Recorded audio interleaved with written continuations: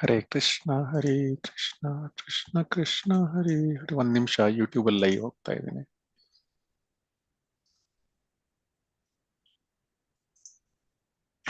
ಹರೇ ಕೃಷ್ಣ, ಎಲ್ಲರಿಗೂ ಸ್ವಾಗತ ಸುಸ್ವಾಗತ ಇಂದಿನ ತರಗತಿಗೆ. ಇಂದಿನ ತರಗತಿಯನ್ನು ನಾವು ಎಂದಿನಂತೆ ಶ್ರೀಲ ಪ್ರಭುಪಾದರ ಕೃಪೆಯಿಂದ ಮತ್ತು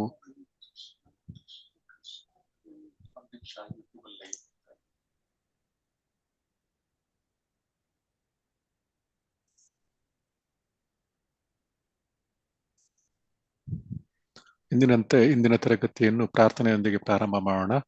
ಓಂ ನಮೋ ಭಗವತೆ ವಾಸುದೇವಾಯ.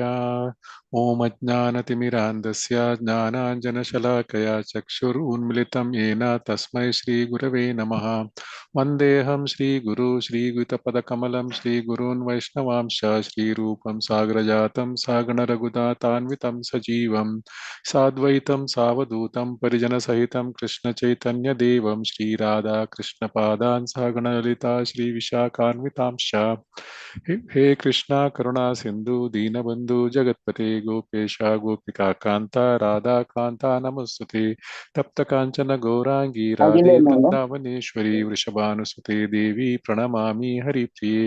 ವಾಂಛಾಕಲ್ಪತರುಭ್ಯಶ್ಚ ಕೃಪಾ ಸಿಂಧುಭ್ಯೈವ ಚ ಪತಿತಾನಾಂ ಪಾವನೇಭ್ಯೋ ವೈಷ್ಣವೇಭ್ಯೋ ನಮೋ ನಮಃ. ನಮೋ ವಿಷ್ಣುಪಾದಾಯ ಕೃಷ್ಣಪೃಷ್ಠಾಯ ಭೂತಲೆ ಶ್ರೀಮತೆ ಭಕ್ತಿವೇದಾಂತ ಸ್ವಾಮಿನಿತಿ ನಾಮಿನೇ. ನಮಸ್ತೆ ಸರಸ್ವತಿ ದೇವಿ ಗೌರವಾಣಿ ಪ್ರಚಾರಿಣೆ ನಿರ್ವಿಶೇಷ ಶೂನ್ಯವಾದಿ ಪಾಶ್ಚಾತ್ಯ ದೇಶತಾರಿಣೆ. ಜಯ ಶ್ರೀ ಕೃಷ್ಣ ಚೈತನ್ಯ ಪ್ರಭು ನಿತ್ಯಾನಂದ ಶ್ರೀ ಅದ್ವೈತ ಗದಾಧರ ಶ್ರೀವಾಸಾದಿ ಗೌರ ಭಕ್ತವೃಂದ. ಹರೇ ಕೃಷ್ಣ ಕೃಷ್ಣ ಕೃಷ್ಣ ಹರೇ ಹರೇ ಹರೇ ರಾಮ ರಾಮ ರಾಮ ಹರೇ ಹರೇ. ಹರೇ ಕೃಷ್ಣ. ಎಲ್ಲರಿಗೂ ಧನ್ಯವಾದಗಳು. ಎಲ್ರಿಗೂ ಆಡಿಯೋ ಕರೆಕ್ಟ್ ಆಗಿ ಕೇಳಿಸ್ತಾ ಇದೆಯಲ್ಲ? ಹಾ ಗುರುಜಿ, ಕೇಳಿಸ್ತಾ ಇದೆ ಗುರುಜಿ. ಕೇಳಿಸ್ತಿದೆ ಪ್ರಭುಜಿ. ಓಕೆ. ಸೊ ಸ್ಕ್ರೀನು ಕಾಣಿಸ್ತಾ ಇದೆ ಅಲ್ಲ? ಓಕೆ, ಕಾಣಿಸ್ತಾ ಇದೆ. ಓಕೆ, ಧನ್ಯವಾದ. ಧನ್ಯವಾದ. ಸೊ ಇಂದಿನ ತರಗತಿಯಲ್ಲಿ ನಾವು ಘಟಕ 2ರ ಭಗವದ್ಗೀತೆ 8ನೇ ಅಧ್ಯಾಯವನ್ನು ನೋಡ್ಲಿಕ್ಕಿದ್ದೀವಿ. ಇದು 3ನೇ ಪಾಠ. 7ನೇ ಅಧ್ಯಾಯದಲ್ಲಿ ನಾವು 2 ಪಾಠಗಳನ್ನು ನೋಡಿದ್ವಿ, ಪಾರ್ಟ್ 1 ಪಾರ್ಟ್ 2 ಅಂದ್ಬಿಟ್ಟು. ಸೊ ಪಾಠ 1 ಪಾಠ 2 ಆಯ್ತು. ಈಗ ಪಾಠ 3 ಅಧ್ಯಾಯ 8. ಸೊ ಅಧ್ಯಾಯ 8ರಲ್ಲಿ ಅಧ್ಯಾಯ 8ಕ್ಕೆ ಹೋಗೋಕೆ ಮುಂಚೆ ಅಧ್ಯಾಯ 7ರಲ್ಲಿ ನಾವು ಏನನ್ನು ಓದಿದ್ವಿ, ಅಧ್ಯಾಯ 7ರ ಎರಡನೇ ಕ್ಲಾಸ್ ನಲ್ಲಿ ಏನು ಓದಿದ್ವಿ ಅದರ ಬಗ್ಗೆ ಸ್ವಲ್ಪ ರಿಫ್ರೆಶ್ ಮಾಡ್ಕೊಳ್ಳೋಣ. ನಾವು ಏನು ಓದಿದ್ವಿ ಅಂದ್ರೆ, ಏನು ತಿಳ್ಕೊಂಡಿದ್ವಿ ಅಂದ್ರೆ, ಭಗವಂತನಿಗೆ ಶರಣಾಗುವ ಮತ್ತು ಶರಣಾಗದ 4 ಬಗೆಯ ವ್ಯಕ್ತಿಗಳ ಬಗ್ಗೆ ನಾವು ನೋಡಿದ್ವಿ. ಯಾರಿಗಾರು ನೆನಪಿದೆಯಾ? ಅದೇ ಪ್ರಭುಜಿ, ಹರೇ ಕೃಷ್ಣ. ಅದೇ ನರಾಧಮರು, ಮೂರ್ಖರು, ಆಮೇಲಿಂದ ಯಾರು ಜ್ಞಾನದಿಂದ ನಷ್ಟವಾದವರು, ಆಮೇಲಿಂದ ಆಸುರಿ ಸ್ವಭಾವ, ಆಸುರ ಸ್ವಭಾವದವರು, ಮಾಯಾ ಅಪಹೃತ ಜ್ಞಾನ ನಷ್ಟ. ಸೊ ಭಗವಂತ 7ರಿಂದ 15ನೇ ಶ್ಲೋಕದಲ್ಲಿ ಏನ್ ಹೇಳ್ತಾನಂದ್ರೆ, ನಮಾಂ ದುಷ್ಕೃತಿನೋ ಮೂಢ ಪ್ರಪದ್ಯಂತೆ ನರಾಧಮ ಮಾಯಾ ಅಪಹೃತ ಜ್ಞಾನ ಆಸುರಭಾವಮಾಶ್ರಿತಂ. ಸೊ ಇವರು ಅತ್ಯಂತ ಮೂರ್ಖರು, ನರಾಧಮರು, ಮಾಯೆಯಿಂದ ಜ್ಞಾನ ನಷ್ಟವಾದವರು, ಆಸುರಿ ಸ್ವಭಾವದರು ಇವರೆಲ್ಲ. ಇವರು ಇಂತಹ ಬಗೆಯ ದುಷ್ಟರು ನನಗೆ ಎಂದಿಗೂ ಶರಣಾಗುವುದಿಲ್ಲ ಅಂತ ಹೇಳಿದಾನೆ. ಮತ್ತು 16ನೇ ಶ್ಲೋಕದಲ್ಲಿ 4 ಜನಗಳ ಬಗ್ಗೆ ಹೇಳಿದಾನೆ. ಯಾರು ಈ 4 ರೀತಿಯ ಜನಗಳು, ಅವರು ನನಗೆ ಶರಣಾಗ್ತಾರೆ ಅಂತ ಹೇಳ್ಬಿಟ್ಟು. ಚತುರ್ವಿಧ ಭಜಂತೆ ಮಾಂ. ಯಾರಾದ್ರೂ ಹೇಳ್ತೀರಾ ಯಾರು 4 ಜನ ಅಂತ?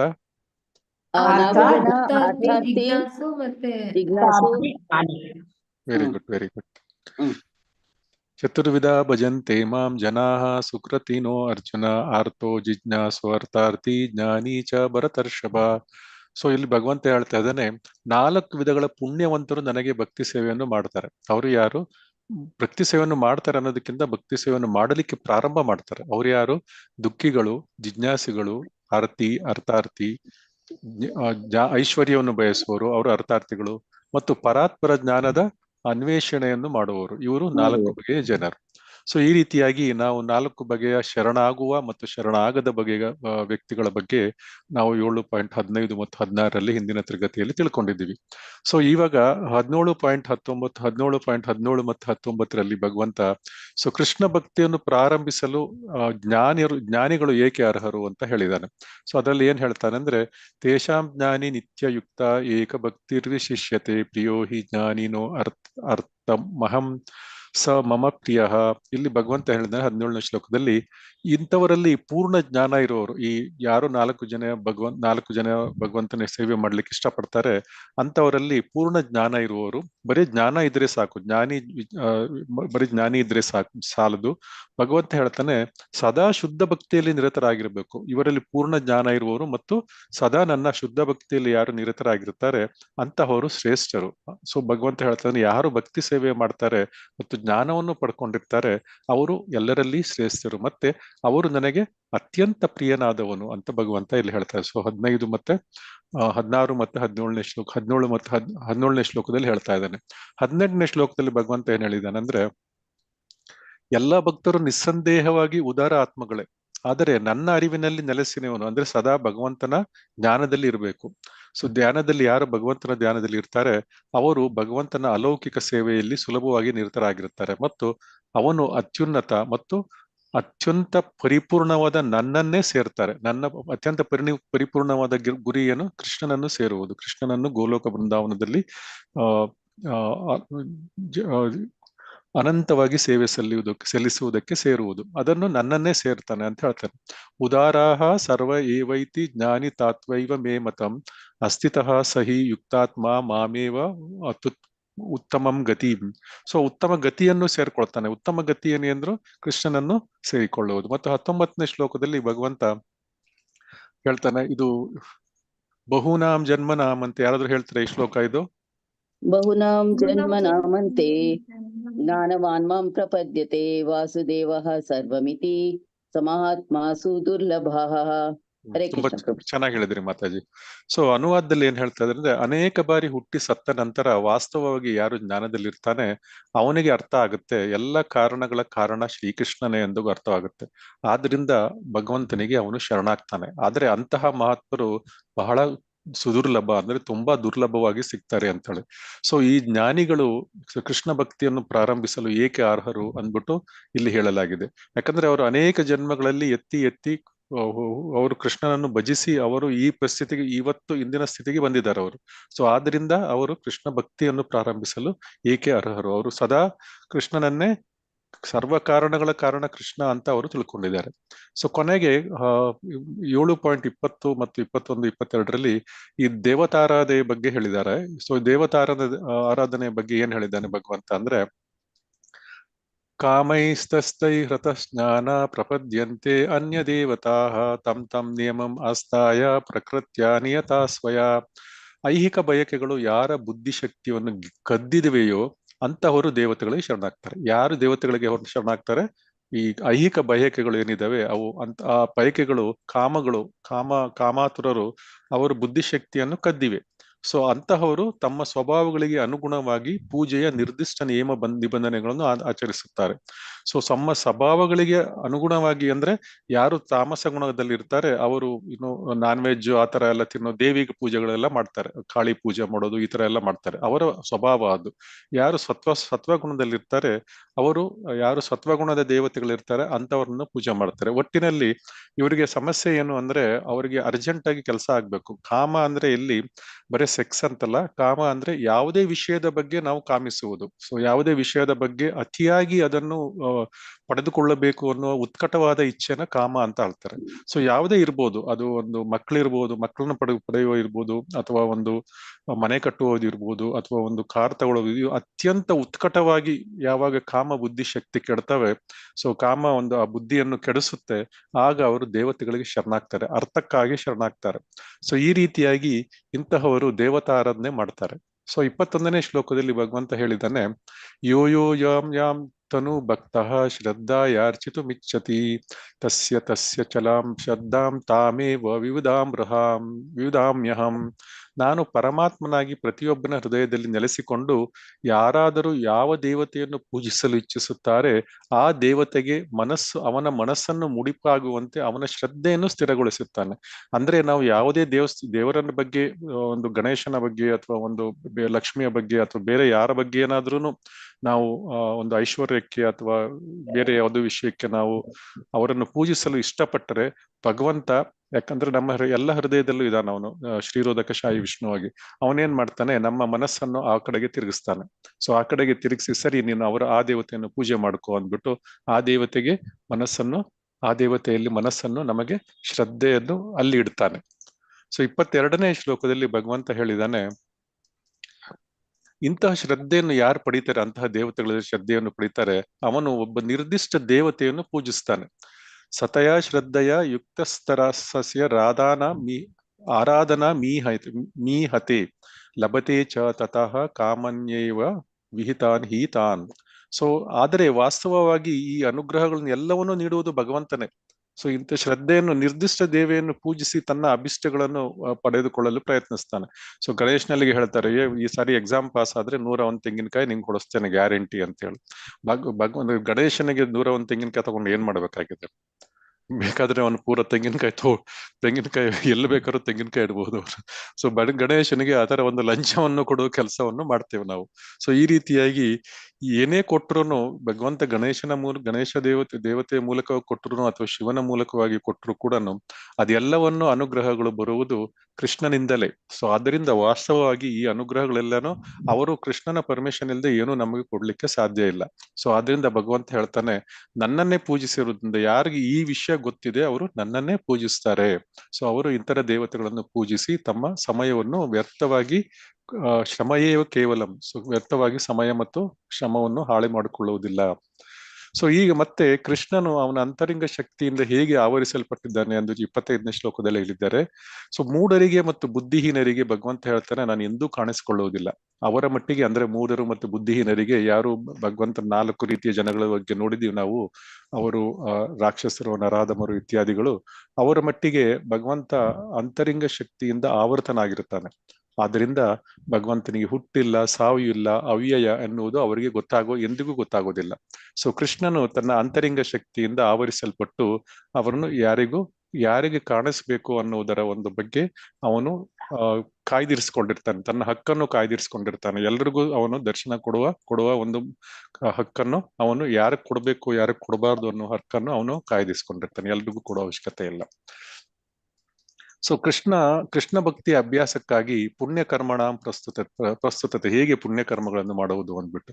ಸೊ ಕೃಷ್ಣ ಭಕ್ತಿಯನ್ನು ಮಾಡಲಿಕ್ಕೆ ಯೇಷಾಂ ತ್ವಂತಗತಂ ಪಾಪಂ ಜನಾನಾಂ ಪುಣ್ಯ ಕರ್ಮಣಾಂ ತೇ ದ್ವಂದ್ವ ಮೋಹ ನಿರ್ಮುಕ್ತ ಭಜಂತೆ ಮಾಂ ದೃಢವ್ರತ. ಯಾರು ತಮ್ಮ ಹಿಂದಿನ ಜನ್ಮಗಳಲ್ಲಿ ಮತ್ತು ಈ ಜನ್ಮಗಳಲ್ಲಿ ಪುಣ್ಯ ಕರ್ಮಗಳನ್ನು ಮಾಡಿರ್ತಾರೋ, ಮತ್ತು ಯಾರ ಪಾಪಕರ್ಮಗಳು ಸಂಪೂರ್ಣವಾಗಿ ನಿರ್ಮೂಲವಾಗಿರುತ್ತವೆ, ಅವರು ಈ ಭ್ರಾಂತಿಯ ದ್ವಂದ್ವಗಳಿಂದ ಮುಕ್ತರಾಗಿರ್ತಾರೆ ಮತ್ತು ದೃಢ ಮನಸ್ಸಿನಿಂದ ಕೃಷ್ಣನ ಸೇವೆಯಲ್ಲಿ, ಭಗವಂತನ ಸೇವೆಯಲ್ಲಿ ನಿರತರಾಗಿರ್ತಾರೆ. ಸೊ ಅಂತವರಿಗೆ ಮಾತ್ರ ಭಗವಂತನ ದರ್ಶನೆಯನ್ನು ಪಡುವ ಒಂದು ಚಾನ್ಸ್ ಸಿಗುತ್ತೆ. ಸೊ ಇವಾಗ 7ನೇ ಅಧ್ಯಾಯವನ್ನು ನೋಡಿದೀವಿ. 7ನೇ ಅಧ್ಯಾಯದಲ್ಲಿ ಕೊನೆಯ 2 ಶ್ಲೋಕಗಳೇನಿದೆ, 28, 29 ಮತ್ತು 30, ಜರಾಮರಣ ಮೋಕ್ಷಾಯ ಮಾಂ ಆಶ್ರಿತ ಯತಂತಿಯೇ ತೇ ಬ್ರಹ್ಮ ತತ್ವಿದು ಕೃತ್ಯಂ ಆಧ್ಯಾತ್ಮಂ ಕರ್ಮ ಚ ಅಖಿಲಂ. ಮುಪ್ಪು ಸಾವುಗಳಿಂದ ಬಿಡುಗಡೆ ಹೊಂದುವುದಕ್ಕಾಗಿ ಶ್ರಮಿಸುತ್ತಿರುವ ಬುದ್ಧಿವಂತರು ಭಕ್ತಿ ಸೇವೆಯನ್ನು ಮಾಡುತ್ತಾ ನನ್ನಲ್ಲಿ ಆಶ್ರಯವನ್ನು ಪಡೆಯುತ್ತಾರೆ. ನಿಜವಾಗಿಯೂ ಅವರು ಬ್ರಹ್ಮನ್, ಏಕೆಂದ್ರೆ ದಿವ್ಯ ಕರ್ಮಗಳ ವಿಷಯದಲ್ಲಿ ಪ್ರತಿಯೊಂದು ಸಂಗತಿಯನ್ನು ಸಮಗ್ರವಾಗಿ ಅವರು ತಿಳ್ಕೊಂಡಿರ್ತಾರೆ. ಸೊ ಇಲ್ಲಿ 28ನೇ ಶ್ಲೋಕದವರೆಗೆ ನೋಡಿದೀವಿ ನಾವು. ಈಗ 29 ಮತ್ತು 30ನೇ ಶ್ಲೋಕವನ್ನು ನೋಡ್ತಾ ಇದ್ದೀವಿ. ಇಲ್ಲಿ ಭಗವಂತ 30ನೇ ಶ್ಲೋಕದಲ್ಲಿ ಹೇಳ್ತಾನೆ, ಮುಪ್ಪು ಸಾವುಗಳಿಂದ ಯಾರು ಬಿಡುಗಡೆ ಹೊಂದಲಿಕ್ಕೆ ಶ್ರಮಿಸ್ತಾ ಇರ್ತಾರೆ ಬುದ್ಧಿವಂತರು. ಸೊ ಇವಾಗ ಯಾರು ಭಗವಂತನ ಸೇವೆಯಲ್ಲಿ ತೊಡಗಿಕೊಂಡು ಈ ಮುಪ್ಪು ಸಾವುಗಳ ಒಂದು ಕರ್ಮಕಾಂಡಗಳಿಂದ ಬಿಡುಗಡೆ ಪಡಿಲಿಕ್ಕೆ ಪ್ರಯತ್ನಿಸ್ತಾ ಇರ್ತಾರೆ, ಅವರು ಭಕ್ತಿ ಸೇವೆಯನ್ನು ಮಾಡುತ್ತಾ ಭಗವಂತನಲ್ಲಿ ಆಶ್ರಯ ಪಡೀತಾರೆ. ಮತ್ತೆ 30ನೇ ಶ್ಲೋಕದಲ್ಲಿ ಭಗವಂತ ಹೇಳಿದ್ದಾನೆ, ನನ್ನ ಸಂಪೂರ್ಣ ಪ್ರಜ್ಞೆ ಇರುವವರು ಪರಮಪ್ರಭುವಾದ ನಾನೇ ಎಲ್ಲ ಐಹಿಕ ಅಭಿವ್ಯಕ್ತಿಯ ದೇವತೆಗಳ ಯಜ್ಞ ರೀತಿಗಳ ನಿಯಂತ್ರಕ ತತ್ವ ಎಂದು ಬಲ್ಲವರು. ಸೊ ದೇವೋತ್ತಮ ಪರಮ ಪುರುಷನಾದ ನನ್ನನ್ನು ಮರಣ ಕಾಲದಲ್ಲಿಯೂ ಅರ್ಥ ಮಾಡಿಕೊಳ್ಳಬಲ್ಲರು ಮತ್ತು ಅರಿಯಬಲ್ಲರು. ಈ ರೀತಿಯಾಗಿ ಭಗವಂತ 7ನೇ ಅಧ್ಯಾಯವನ್ನು ಮುಗಿಸ್ತಾನೆ 28, 29ನೇ ಶ್ಲೋಕದ 29 ಮತ್ತು 30ನೇ ಶ್ಲೋಕದಲ್ಲಿ. ಸೊ ಈ 2 ಶ್ಲೋಕಗಳ ಆಧಾರಿತದ ಒಂದು ಇದರ ಮೇಲೆ 8ನೇ ಅಧ್ಯಾಯವನ್ನು ನಾವು ಆರಂಭಿಸ್ಲಿಕ್ಕಿದ್ದೇವೆ. ಸೊ 8ನೇ ಅಧ್ಯಾಯದಲ್ಲಿ ಈ 2 ಶ್ಲೋಕಗಳ ಈ 2 ಶ್ಲೋಕಗಳ ಆಧಾರಿತ ಮೇಲೆ ಇವನು ಅರ್ಜುನ ಹೇಳ್ತಾನೆ, ಅರ್ಜುನ ಪ್ರಶ್ನೆಗಳನ್ನು ಕೇಳ್ತಾನೆ. ಅರ್ಜುನ ಪ್ರಶ್ನೆಗಳನ್ನು ಕೇಳ್ತಾನೆ. ಒಟ್ಟಿನಲ್ಲಿ ಈಗ ಅರ್ಜುನ 8 ಪ್ರಶ್ನೆಗಳನ್ನು ಕೇಳ್ತಾನೆ. ಬ್ರಹ್ಮ ಅಂದ್ರೆ ಏನು, ಆಧ್ಯಾತ್ಮ ಅಂದ್ರೆ ಏನು, ಕರ್ಮ ಅಂದ್ರೆ ಏನು, ಆದಿಭೂತ ಏನು, ಆದಿ ದೈವ ಅಂದ್ರೆ ಏನು, ಆದಿ ಯಜ್ಞಂ ಅಂದ್ರೆ ಏನು, ಪ್ರಯಾಣ ಕಾಲೇ, ಈಗ ಕೊನೆಯಲ್ಲಿ ಭಗವಂತ ಹೇಳಿದ್ದ ಪ್ರಯಾಣ ಕಾಲದಲ್ಲಿ ಯಾರು ನನ್ನ ನೆನಪಿಟ್ಕೋತಾರೆ ಅವರಿಗೆ ನಾನು ನನ್ನ ಒಂದು ಧಾಮವನ್ನೇ ಸೇರ್ಕೊಳ್ತಾರೆ ಅಂತ ಹೇಳಿದಾನೆ. ಸೊ ಅರ್ಜುನನಿಗೆ 7 ವಿಷಯಗಳು, ಬಟ್ 8 ಪ್ರಶ್ನೆಗಳನ್ನು ಅರ್ಜುನ ಕೇಳ್ತಾನೆ. ಸೊ 7 ಮತ್ತು 28, 29 ಮತ್ತು 30ನೇ ಶ್ಲೋಕದ ಮೇಲೆ ಭಗವಂತ ಏನ್ ಹೇಳಿದ್ದಾನೆ ಅದರ ಸಾರಾಂಶದ ಆಧಾರಿತದ ಮೇಲೆ ಭಗವಂತ ಅರ್ಜುನ 8 ಪ್ರಶ್ನೆಗಳನ್ನು ಕೇಳ್ತಾನೆ. 8.1 ಮತ್ತು 8.2ನೇ ಶ್ಲೋಕದಲ್ಲಿ. ನಂತರ ಈ 8.1, 8.2ನೇ ಶ್ಲೋಕಗಳಿಗೆ ಭಗವಂತ ಉತ್ತರ ಏನ್ ಕೊಡ್ತಾ ಇದ್ದಾನೆ ಅಂದ್ರೆ, ಸೊ ಬ್ರಹ್ಮ ಅಂದ್ರೆ ಏನು, ಆಧ್ಯಾತ್ಮ ಅಂದ್ರೆ ಏನು, ಕರ್ಮ ಅಂದ್ರೆ ಏನು, ಈ ಅಷ್ಟನ್ನು 8.3 ಶ್ಲೋಕದಲ್ಲಿ ಕೊಟ್ಬಿಡ್ತಾನೆ. ಆಮೇಲೆ ಆದಿಭೂತ ಅಂದ್ರೆ ಏನು, ಆದಿ ದೈವ ಅಂದ್ರೆ ಏನು, ಆದಿ ಯಜ್ಞ ಅಂದ್ರೆ ಏನು, ಅದು ಈ ರೀತಿಯಾಗಿ 8.4 ಶ್ಲೋಕದಲ್ಲಿ ಹೇಳ್ಬಿಡ್ತಾನೆ. ಈ ಎರಡೇ ಶ್ಲೋಕಗಳಲ್ಲಿ ಅರ್ಜುನನ ಆ ಎಲ್ಲಾ ಕ್ವಶನ್ಗಳಿಗೂ ಉತ್ತರ ಕೊಡ್ತಾನೆ. ಆದ್ರೆ ಒಂದು ಕ್ವಶನ್ಗೆ ಉತ್ತರ ಕೊಡೋದಿಲ್ಲ. ಅದು ಏನು, ಪ್ರಯಾಣ ಕಾಲೆ ಎನ್ನುವುದರ ಬಗ್ಗೆ ವಿವರವಾಗಿ ಉಳಿದ ಶ್ಲೋಕಗಳಲ್ಲಿ, 8ನೇ ಅಧ್ಯಾಯದ ಉಳಿದ ಶ್ಲೋಕಗಳಲ್ಲಿ ಪ್ರಯಾಣ ಕಾಲದ ಬಗ್ಗೆ ಹೇಳಲಾಗಿದೆ. ಸೊ ಇಲ್ಲಿ 8ನೇ ಅಧ್ಯಾಯದಲ್ಲಿ 8.3 ಜೀವ ಪರಬ್ರಹ್ಮನ್ ಸ್ವಯಂ, ಆ ಬ್ರಹ್ಮ ಅಂದ್ರೆ ಜೀವ ಮತ್ತು ಪರಬ್ರಹ್ಮನ್. ಸೊ ಬ್ರಹ್ಮ ಅಂದ್ರೆ ಇಲ್ಲಿ, ಈಗ ಬ್ರಹ್ಮನ್ ಅಂದ್ರೆ ಬ್ರಹ್ಮ ನಮಗ್ ಗೊತ್ತಿದೆ. ಓಕೆ, ನಮ್ಮ ಬ್ರಹ್ಮ ಚತುರ್ಮುಖಿ ಬ್ರಹ್ಮ, ನಮ್ಮ ನಮ್ಮ ಮಂಡಲ ಬ್ರಹ್ಮಾಂಡದ ಬ್ರಹ್ಮ ಚತುರ್ಮುಖಿ ಬ್ರಹ್ಮ. ಸೊ ಈ ರೀತಿಯಾಗಿ ಅವನು ಜೀವ. ಸೊ ಬ್ರಹ್ಮನ ಕೆಳಗಿರುವ ಎಲ್ಲ ಜೀವಿಗಳನ್ನು ಕೂಡ ಬ್ರಹ್ಮನ್ ಎಂದು ಹೇಳುವ ಒಂದು ಇದಿದೆ, ಒಂದು ಪರಿಪಾಠ ಇದೆ. ಸೊ ಈ ರೀತಿಯಾಗಿ ಬ್ರಹ್ಮನಿಂದ ಹಿಡಿದು ಕೆಳಗಿನ ಜೀವಿವರೆಗೂ ಎಲ್ಲರನ್ನೂ ಸೇರಿಸಿ ಕೂಡ ಬ್ರಹ್ಮನ್ ಅಂತ ಹೇಳುವ ಒಂದು ಅಭ್ಯಾಸ ಇದೆ, ವಾಟಿಕೆ ಇದೆ. ಅದು ಆದರೆ ಪರಬ್ರಹ್ಮನ್ ಯಾರು? ಪರಬ್ರಹ್ಮನ್ ಶ್ರೀಕೃಷ್ಣ. ಸೊ ಅವನು ಎಲ್ಲರಿಗಿಂತ ದೊಡ್ಡವನು, ಅವನು ಬ್ರಹ್ಮನ ಬ್ರಹ್ಮ. ಸೊ ಪರಬ್ರಹ್ಮನನ್ನೇ ಸೃಷ್ಟಿಸಿದವನು ಕೃಷ್ಣ. ಸೊ ಅದರಿಂದ ಪರಬ್ರಹ್ಮನ್ ಕೃಷ್ಣನಾಗ್ತಾನೆ. ಸೊ ಆಧ್ಯಾತ್ಮ ಅಂದ್ರೆ ಸ್ವಯಂ ಸ್ವಭಾವದ ಸೇವೆ, ಕರ್ಮ ಅಂದ್ರೆ ದೇಹವನ್ನು ಅಭಿವೃದ್ಧಿಪಡಿಸುವ ಚಟುವಟಿಕೆ, ವೈದಿಕ ತ್ಯಾಗದ ಪ್ರಕ್ರಿಯೆ ಇತ್ಯಾದಿಗಳು.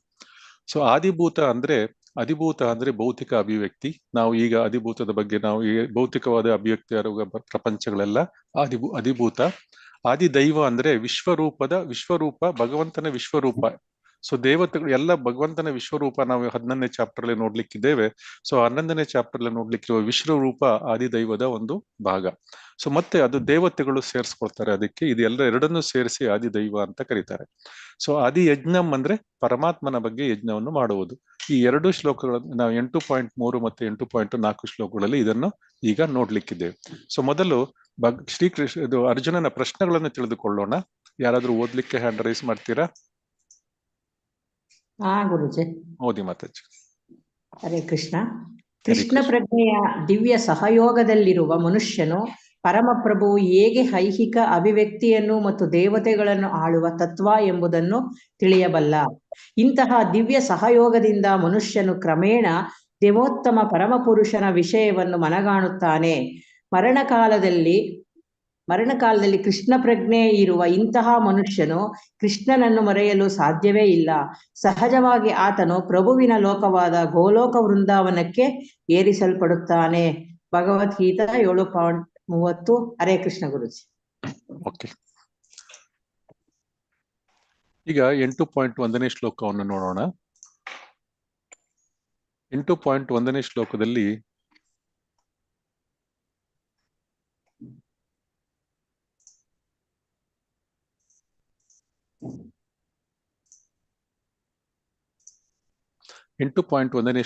ಅರ್ಜುನನ ಪ್ರಶ್ನೆ ಏನಂದ್ರೆ, ಅರ್ಜುನ ಉವಾಚ ಕಿಂ ತದ್ ಬ್ರಹ್ಮ ಕಿಂ ಆಧ್ಯಾತ್ಮಂ ಕಿಂ ಕರ್ಮ ಪುರುಷೋತ್ತಮ ಆದಿಭೂತಂ ಚ ಕಿಂ ಪ್ರೋಕ್ತಂ ಅಧಿದೈವಂ ಕಿಂ ಉಚ್ಯತೆ. ಅರ್ಜುನನು ಇಲ್ಲಿ 5 ಪ್ರಶ್ನೆಗಳನ್ನ ಕೇಳ್ತಾರೆ ಈ ಶ್ಲೋಕದಲ್ಲಿ. ಅರ್ಜುನನು ಪ್ರಭುವೇ ಪರಮಪುರುಷನ ಯಾವುದು ಬ್ರಹ್ಮನ್ ಅಂದ್ರೆ ಏನು, ಯಾವುದು ಆತ್ಮ, ಕರ್ಮ ಅಂದ್ರೆ ಏನು, ಯಾವುದು ಕರ್ಮ, ಈ ಐಹಿಕ ಅಭಿವ್ಯಕ್ತಿ ಯಾರು, ಮತ್ತು ದೇವತೆಗಳು ಯಾರು, ಈ ರೀತಿಯಾಗಿ 5 ಪ್ರಶ್ನೆಗಳನ್ನು 8.1ನೇ ಶ್ಲೋಕದಲ್ಲಿ ಅರ್ಜುನ ಕೇಳ್ತಾನೆ.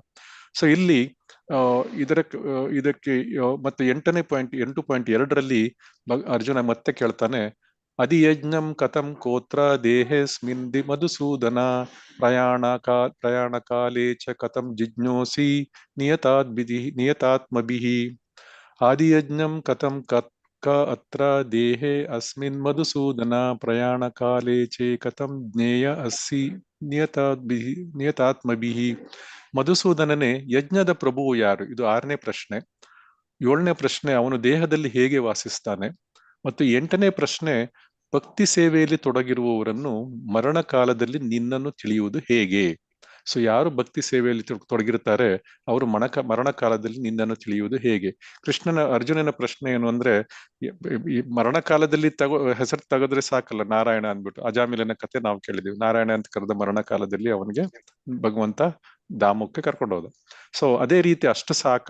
ಮತ್ತೆ ಭಕ್ತಿ ಸೇವೆಯಲ್ಲಿ ಯಾವಾಗ್ಲೂ ಅಷ್ಟೇ ಸಾಕಾಗಿದ್ರೆ ಮತ್ತೆ ಯಾಕೆ ಭಕ್ತಿ ಸೇವೆ ಮಾಡ್ಬೇಕು, ಅದೆಲ್ಲ ಮಾಡ್ಬೇಕು? ಆವಾಗ ಮರಣ ಕಾಲದಲ್ಲಿ ಕರೆದ್ರೆ ಆಯ್ತಲ್ಲ. ಸೊ ಅದಕ್ಕೆ ಇನ್ನೊಂದು ವಿಷಯ ಅಂದ್ರೆ, ಇನ್ನು ಕೆಲವರು ಭಕ್ತಿ ಸೇವೆ ಮಾಡ್ತಾ ಇರ್ತಾರೆ, ಭಕ್ತಿಯನ್ನು ಮಾಡ್ತಾ ಇರ್ತಾರೆ, ಆದ್ರೆ ಮರಣ ಕಾಲದಲ್ಲಿ ನೆನಪು ಮಾಡ್ಕೊಳಕ್ ಆಗೋದಿಲ್ಲ. ಅವಾಗ ಏನ್ ಮಾಡೋದು? ಸೊ ಈ ರೀತಿಯ ಪ್ರಶ್ನೆಗಳನ್ನು ಅರ್ಜುನ ಕೇಳ್ತಾ ಇದ್ದಾನೆ. ಸೊ ಅಂತಹ ಪ್ರಶ್ನೆಗಳಿಗೆ ಭಗವಂತ ಈ ಒಟ್ಟು 8.1ರಲ್ಲಿ ಮತ್ತೆ 8.2ರಲ್ಲಿ ನಾವು ಅರ್ಜುನನ ಪ್ರಶ್ನೆಗಳನ್ನು ನೋಡಿದ್ವಿ. ಬ್ರಹ್ಮ ಅಂದ್ರೆ ಏನು, ಅಧ್ಯಾತ್ಮ ಅಂದ್ರೆ ಏನು, ಕರ್ಮ ಅಂದ್ರೆ ಏನು, ಅಧಿಭೂತ ಅಂದ್ರೆ ಏನು, ಅಧಿದೈವ ಅಂದ್ರೆ ಏನು, ಮತ್ತು ಅಧಿಯಜ್ಞಂ ಅಂದ್ರೆ ಏನು ಅಂತ ಈ ರೀತಿಯಾಗಿ ನೋಡಿದ್ವಿ. ಸೊ ಈಗ 8ನೇ ಪಾಯಿಂಟ್ 3ನೇ ಶ್ಲೋಕದಲ್ಲಿ ಭಗವಂತ ಹೇಳ್ತಾನೆ, ಶ್ರೀ ಭಗವಾನ್ ಉವಾಚ.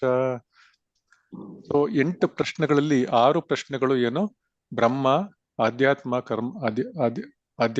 ಕರ್ಮ, ಅಭಿಭೂತ, ಎಲ್ಲ ಜೀವಗಳ ಒಂದು ಏನು ಅದು ಸಂಬಂಧಗಳು ಏನು, ಅವೆಲ್ಲ ಬಗ್ಗೆ ಅಂತ ಹೇಳ್ತಾನೆ ಈ ರೀತಿಯಾಗಿ.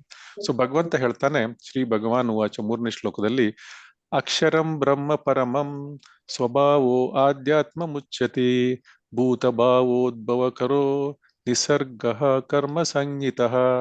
ದೇವೋತ್ತಮ ಪರಪುರುಷನು ಹೇಳ್ತಾನೆ, ಅವಿನಾಶಿಯಾದ ದಿವ್ಯ ಜೀವಿಗೆ ಬ್ರಹ್ಮನ್ ಎಂದು ಹೆಸರು. ಯಾರು ಅವಿನಾಶಿಯಾಗಿರ್ತಾನೆ ಆ ದಿವ್ಯ ಜೀವಿ ಏನಿದೆ ಅವನು ಬ್ರಹ್ಮನ್. ಸೊ ಇವಾಗೆಲ್ಲರೂ ನಮ್ಮ ಎಲ್ಲ ಜೀವಿಗಳು ಏನಿದೆ, ನಮ್ಮ ಆತ್ಮಗಳೆಲ್ಲ ಅವಿನಾಶಿ, ಅವಕ್ಕೆ ನಾಶ ಇಲ್ಲ. ಅದು ನಾವು ತಿಳ್ಕೊಂಡಿದ್ದೀವಿ ಹಿಂದಿನ ಅಧ್ಯಾಯಗಳಲ್ಲಿ. ಈಗಾಗಲೇ ಭಗವಂತ 2ನೇ ಅಧ್ಯಾಯದಲ್ಲಿ ಹೇಳಿಬಿಟ್ಟಿದ್ದಾನೆ, ಆತ್ಮ ಅವಿನಾಶಿ. ಸೊ ನಮ್ಮೆಲ್ಲರ ಒಳಗಡೆ ಇರುವ ಅವಿನಾಶಿಯಾದ ದಿವ್ಯ ಜೀವಿಗೆ ಬ್ರಹ್ಮನ್ ಎಂದು ಹೆಸರು. ಈ ರೀತಿಯಾಗಿ ನಮ್ಮಲ್ಲಿರುವ ಆತ್ಮ ಕೂಡ ಬ್ರಹ್ಮನ್, ಮತ್ತು ಬ್ರಹ್ಮದೇವರು ಕೂಡ ಆತ್ಮನ್. ಸೊ ಅವರು ಕೂಡ ಬ್ರಹ್ಮನ್ನೇ. ಸೊ ಈ ರೀತಿಯಾಗಿ ಅವನ ನಿತ್ಯ ಸ್ವಭಾವವನ್ನು ಆಧ್ಯಾತ್ಮ ಮತ್ತು ಆತ್ಮ ಎಂದು ಕರೆಯುತ್ತಾರೆ. ಜೀವಿಗಳ ಭೌತಿಕ ಶರೀರಗಳ ಬೆಳವಣಿಗೆಗೆ ಸಂಬಂಧಿಸಿದ ಕ್ರಿಯೆಗೆ ಕರ್ಮ ಎಂದು ಹೆಸರು. ಸೊ ಈ ರೀತಿಯಾಗಿ 3 ಪ್ರಶ್ನೆಗಳಿಗೆ ಇಲ್ಲಿ ಉತ್ತರ ಭಗವಂತ ಕೊಟ್ಟ. ಏನು, ಬ್ರಹ್ಮನ್ ಅಂದ್ರೆ ಏನು, ಬ್ರಹ್ಮ ಅಂದ್ರೆ ಏನು, ಜೀವ ಅಂದ್ರೆ ಏನು, ಪರಬ್ರಹ್ಮನ್ ಅಂದ್ರೆ ಏನು, ಸೇವೆ ಅಂದ್ರೆ ಏನು, ದೇಹವನ್ನು ಅಭಿವೃದ್ಧಿಪಡಿಸುವ ಕರ್ಮದ ಬಗ್ಗೆ ಭಗವಂತ ಇಲ್ಲಿ 3 ಶ್ಲೋಕಗಳಲ್ಲಿ 1ನೇ ಶ್ಲೋಕದಲ್ಲಿ ಹೇಳಿದ್ದಾನೆ. ಬ್ರಹ್ಮನ್ ನಾಶವಾಗುವುದಿಲ್ಲ, ಅದು ನಮ್ಗೆಲ್ಲ ಗೊತ್ತಿರೋದು. ಬ್ರಹ್ಮನ್ ಅಂದ್ರೆ ಜೀವಿ, ಪರಬ್ರಹ್ಮನ ಅವಿನಾಶಿಯಾದ ಜೀವಿ ಬ್ರಹ್ಮನ್. ಅವನು ಎಂದಿಗೂ ನಾಶವಾಗುವುದಿಲ್ಲ, ಅದು ಎಂದೆಂದಿಗೂ ನಿರಂತರವಾಗಿ ಅಸ್ತಿತ್ವದಲ್ಲಿ ಇರುತ್ತದೆ. ಅದರ ಬ್ರಹ್ಮನ್ ಎನ್ನುವುದು ಜೀವಿಯನ್ನು ಸೂಚಿಸುತ್ತದೆ, ಮತ್ತು ಪರಬ್ರಹ್ಮನ್ ಎನ್ನುವುದು ದೇವೋತ್ತಮ ಪರಮಪುರುಷನಾದ ಶ್ರೀಕೃಷ್ಣನನ್ನು ಸೂಚಿಸುತ್ತದೆ. ಅದು ನಾವು ಈಗಾಗಲೇ ಚರ್ಚೆ ಮಾಡಿದ್ದೇವೆ. ಸೊ ಜೀವಿಯು ಐಹಿಕ ಪ್ರಜ್ಞೆಯಲ್ಲಿ ಯಾವಾಗಿರ್ತಾನೆ, ಅವನು ಐಹಿಕ ಜಗತ್ತಿನಲ್ಲಿ ಹಲವಾರು ದೇಹಗಳನ್ನು ಧರಿಸಬೇಕಾಗ್ತದೆ. ಈಗ ನಾವು ಮಾಡ್ತಾ ಇರೋದಷ್ಟೇ, 84 ಲಕ್ಷ ಯೋನಿಗಳಲ್ಲಿ ಎಷ್ಟೆಲ್ಲ ದೇಹಗಳನ್ನು ಧರಿಸಿ ಈಗ ಮನುಷ್ಯ ದೇಹವನ್ನು ಧರಿಸಿಕೊಂಡಿದ್ದೀವಿ. ಅಂದ್ರೆ ಮನುಷ್ಯ ದೇಹ ಎನ್ನುವ ಬಟ್ಟೆಯನ್ನು ಧರಿಸಿಕೊಂಡಿದ್ದೀವಿ. ಸೊ ಈ ರೀತಿಯಾಗಿ ವೈದಿಕ ಸಾಹಿತ್ಯದಲ್ಲಿ ಜೀವಿಯನ್ನು ಜೀವಾತ್ಮ ಮತ್ತು ಬ್ರಹ್ಮನ್ ಎಂದು ಕರೆದಿದೆ. ಸೊ ಜೀವಿ ಬ್ರಹ್ಮನ್ ಕೂಡ, ಜೀವಾತ್ಮ ಎಂದು ಕರೆಯಲಾಗಿದೆ, ಮತ್ತು ಬ್ರಹ್ಮನ್ ಕೂಡ ಅದು ಇನ್ನೊಂದು ಹೆಸರು ಅವನಿಗೆ ಕೊಡಲಾಗಿದೆ. ಸೊ ಆದ್ದರಿಂದ ಅವನು ಪರಮಪ್ರಭುವಿನ ಅಲ್ಪ ಪ್ರಮಾಣದ ಶಕ್ತಿ ಆಗಿ ಗುರುತಿಸಿಕೊಳ್ತಾನೆ. ಆತನು ಭೌತಿಕ ಪ್ರಕೃತಿಯೊಂದಿಗೆ ಗುರುತಿಸಿಕೊಳ್ತಾನೆ ಅಥವಾ ಆಧ್ಯಾತ್ಮಿಕ ಪ್ರಕೃತಿಯೊಂದಿಗೆ ಗುರುತಿಸಿಕೊಳ್ಳುತ್ತಾನೆ ಎನ್ನುವುದನ್ನು ಅವಲಂಬಿಸಿ ಅವನಿಗೆ 84 ಲಕ್ಷ ಯೋನಿಗಳಲ್ಲಿ ಯಾವುದೋ ಒಂದು ಶರೀರ ಸಿಗುತ್ತೆ. ಸೊ ನಾವು ಭೌತಿಕ ಪ್ರಕೃತಿಯೊಂದಿಗೆ ಗುರುತಿಸಿಕೊಂಡರೆ ಆ ಭೌತಿಕ ಶರೀರಗಳು ಸಿಗುತ್ತವೆ ನಮಗೆ. ನಾವೆಲ್ಲ ಈಗ ಬ್ರಹ್ಮನಿಂದ ಹಿಡಿದು ಬ್ರಹ್ಮಲೋಕದಿಂದ ಹಿಡಿದು ಪಾತಾಳ ಲೋಕದವರೆಗೆ ಎಲ್ಲರಿಗೂ ಭೌತಿಕ ಶಕ್ತಿಗಳ ಭೌತಿಕ ಜೊತೆ ಆ ಶರೀರವನ್ನು ನಾವು ಪಡ್ಕೊಂಡಿದ್ದೀವಿ. ಸೊ ಇದೇ ರೀತಿ ನಾವು ಆಧ್ಯಾತ್ಮಿಕವಾಗಿ ಚಿಂತೆ ಮಾಡ್ತಾ ಇದ್ರೆ ಆಧ್ಯಾತ್ಮಿಕ ಶರೀರ ವೈಕುಂಠ ಲೋಕಗಳ ಅಥವಾ ಗೋಲೋಕ ಧರ್ಮದಲ್ಲಿ ಇರಲಿಕ್ಕೆ ಅವಶ್ಯಕತೆ ಇರುವ ಶರೀರವು ಲಭಿಸುತ್ತದೆ. ಸೊ ಆದ್ರಿಂದ 84 ಲಕ್ಷಗಳ ಜೀವಿಗಳಲ್ಲಿ ಯಾವುದೇ ಒಂದು ದೇಹ ನಮ್ಮ ಆತ್ಮದ ಒಂದು ನಮ್ಮ ಬ್ರಹ್ಮ ಏನಿದೆ, ನಮ್ಮ ಜೀವಾತ್ಮ ಏನಿದೆ, ನಮ್ಮ ಜೀವಾತ್ಮ ಯಾವ ಬಗೆಯ ಒಂದು ಪ್ರಕೃತಿಯನ್ನು ಗುರುತಿಸ್ಕೊಳ್ತಾನೆ ಅದರ ಜೊತೆ ಅವನಿಗೆ ಆ ರೀತಿಯ ಶರೀರ ಸಿಗುತ್ತದೆ. ಸೊ ಆದ್ರೆ ಆಧ್ಯಾತ್ಮಿಕ ಪ್ರಗತಿಯನ್ನು ನಾವು ಶುರು ಮಾಡೋ ಆಧ್ಯಾತ್ಮಿಕ ಪ್ರಕೃತಿಯಲ್ಲಿ ಇರುವುದು ಒಂದೇ ಶರೀರ ಮತ್ತು ಭೌತಿಕ ಪ್ರಕೃತಿ ಆಧ್ಯಾತ್ಮಿಕ ಲೋಕದಲ್ಲಿ ಇರುವುದು ಒಂದೇ ಶರೀರ, ಅದು ನಾರಾಯಣ ಚೆನ್ನಾಗಿ ಕಾಣಿಸ್ತೇವೆ. ನಾರಾಯಣನಿಗೂ ಮತ್ತೆ ಆಧ್ಯಾತ್ಮಿಕ ಲೋಕದಲ್ಲಿ ಭಗವಂತನಿಗೂ ಮತ್ತೆ ಭಗವಂತನ ಅಲ್ಲದ ಜೀವಿಗಳಿಗೂ ಇರುವ ಒಂದೇ ವ್ಯತ್ಯಾಸ ಅಂದ್ರೆ ಭಗವಂತನ ದೇಹದ ಮೇಲೆ ಕೌಸ್ತಿಕ ಮಣಿ ಇರುತ್ತೆ, ಮತ್ತೆ ಮಿಕ್ಕವರ ಮೇಲೆ ಕೌಸ್ತಿಕ ಮಣಿ ಇರುವುದಿಲ್ಲ. ಸೊ ಈ ರೀತಿಯಾಗಿ ಆಧ್ಯಾತ್ಮಿಕ ಪ್ರಕೃತಿಯಲ್ಲಿ ಈ ಜೀವಿಗೆ ಒಂದೇ ಒಂದು ಶರೀರ ಇರ್ತದೆ. ಆದ್ರೆ ಭೌತಿಕ ಪ್ರಕೃತಿಯಲ್ಲಿ ನಮಗೆ 84 ಲಕ್ಷ ಶರೀರಗಳಲ್ಲಿ ಯಾವುದೇ ಒಂದು ಸಿಗ್ಬೋದು. ಅದು ಯಾವ ರೀತಿ ಸಿಗುತ್ತೆ? ಅದು ನಮ್ಮ ಕರ್ಮಕ್ಕೆ ಅನುಗುಣವಾಗಿ ಇದು ನಾವಾಗ್ಲೇ ತಿಳ್ಕೊಂಡಿದೀವಿ. ನಮ್ಮ ಕರ್ಮಕ್ಕೆ ಅನುಗುಣವಾಗಿ ಅವನು ಮನುಷ್ಯನಾಗ್ಬೋದು, ದೇವತೆ ಆಗ್ಬೋದು, ಪ್ರಾಣಿ ಆಗ್ಬೋದು, ಪಕ್ಷಿ ಆಗ್ಬೋದು, ಮರ ಮತ್ತು ಒಂದು ಸರೀಸೃಪವಾಗ್ಬೋದು, ಯಾವುದೇ ಆಗ್ಬೋದು. ಈ ರೀತಿಯಾಗಿ ಐಹಿಕ ಸ್ವರ್ಗಲೋಕಗಳನ್ನು ಸೇರಿ ಅಲ್ಲಿನ ಭೋಗಗಳನ್ನು ಪಡೆಯಲು ಮನುಷ್ಯ ಏನ್ ಮಾಡ್ತಾನೆ? ನಾನಾ ರೀತಿಯ ಯಜ್ಞಗಳನ್ನ ಮಾಡ್ತಾನೆ. ಸೊ ಈ ರೀತಿಯಾಗಿ ಅವನು ಪುಣ್ಯ ತೀರಿದಾಗ ಮತ್ತೆ ಮನುಷ್ಯ ರೂಪದಲ್ಲಿ ಭೂಮಿಗೆ ಬರ್ತಾನೆ. ಈ ರೀತಿಯಾಗಿ ಅವನು ಏನ್ ಮಾಡ್ತಾ ಇರ್ತಾನೆ? ಈ ಮೇಲೆ ಕೆಳಗೆ ಹೋಗ್ತಾ ಇರ್ತಾನೆ. ನಾವು ಚಿಕ್ಕನ್ನಲ್ಲಿ ಹಾವು ಏಣಿ ಆಟ ಆಡಿರ್ಬೋದು, ನಾವೆಲ್ಲ ಆಡಿರ್ತೀವಿ ಅನ್ಕೋತೀನಿ. ಸೊ ಅದರಲ್ಲಿ ಮೇಲೆ ಕೆಳಗೆ ಹೋಗೋದು, 99ಕ್ಕೆ ಹೋಗೋದು, ಅಲ್ಲಿಂದ ಕೆಳಗಡೆ 1ಕ್ಕೆ ಬರೋದು, ಇಲ್ಲ 0ಗೆ ಬರೋದು. ಈ ರೀತಿಯಾಗಿ ನಾವು ಮೇಲೆ ಕೆಳಗೆ ಹೋಗ್ತಾ ಇದೀವಿ. ಸೊ ಆದ್ರೆ ಯಾವ ವ್ಯಕ್ತಿ ಕೃಷ್ಣ ಪ್ರಜ್ಞೆಯಲ್ಲಿ ಇರ್ತಾನೆ ಇವನು ಈ ತರ ಯಜ್ಞಗಳಿಂದ ಮಾಡ್ಲಿಕ್ಕೆ ಹೋಗೋದಿಲ್ಲ. ಈಗಾಗ್ಲೇ ನೋಡಿದೀವಿ ನಾವು 7ನೇ ಅಧ್ಯಾಯದಲ್ಲಿ ಯಾವ ರೀತಿಯ ಜನಗಳು ದೇವತೆಗಳನ್ನು ಪೂಜಿಸ್ತಾರೆ ಅಂದ್ಬಿಟ್ಟು. ಸೊ ಅಂತ ಯಜ್ಞಗಳಿಂದ ದೂರವಿರ್ತಾನೆ ಮತ್ತು ನೇರವಾಗಿ ಕೃಷ್ಣ ಪ್ರಜ್ಞೆಯನ್ನು ಸ್ವೀಕರಿಸ್ತಾನೆ ಮತ್ತು ಭಗವದ್ಧಾಮಕ್ಕೆ ಹಿಂದಿರುಗಿಸ್ಲಿಕ್ಕೆ ಅವನು ಸಿದ್ಧತೆಯನ್ನು ಮಾಡ್ಕೊಳ್ತಾನೆ. ಸೊ ಈ ರೀತಿಯಾಗಿ ಭಗವಂತನು ಜೀವಿಯನ್ನು ತನ್ನ ನಿತ್ಯವಾದ ಒಂದು ಭಾಗ ಎಂದು ವರ್ಣಿಸ್ತಾನೆ. ಮತ್ತು ವೈದಿಕ ಸಾಹಿತ್ಯದಲ್ಲಿ ಬ್ರಹ್ಮನ್ ಅಂದ್ರೆ ಜೀವಿ ಮತ್ತು ಪರಬ್ರಹ್ಮನ್ ಅಂದ್ರೆ ಪರಮಪ್ರಭು ಇವರು ಬೇರೆ ಬೇರೆ ಎನ್ನುವುದು ನೆನಪಿಡುವುದು ಬಹಳ ಮುಖ್ಯ. ಇದರಲ್ಲಿ ಬಹಳ ಜನ ಕನ್ಫ್ಯೂಸ್ ಮಾಡ್ಕೊಳ್ತಾರೆ, ಎಸ್ಪೆಷಲಿ ಮಾಯಾವಾದಿಗಳು.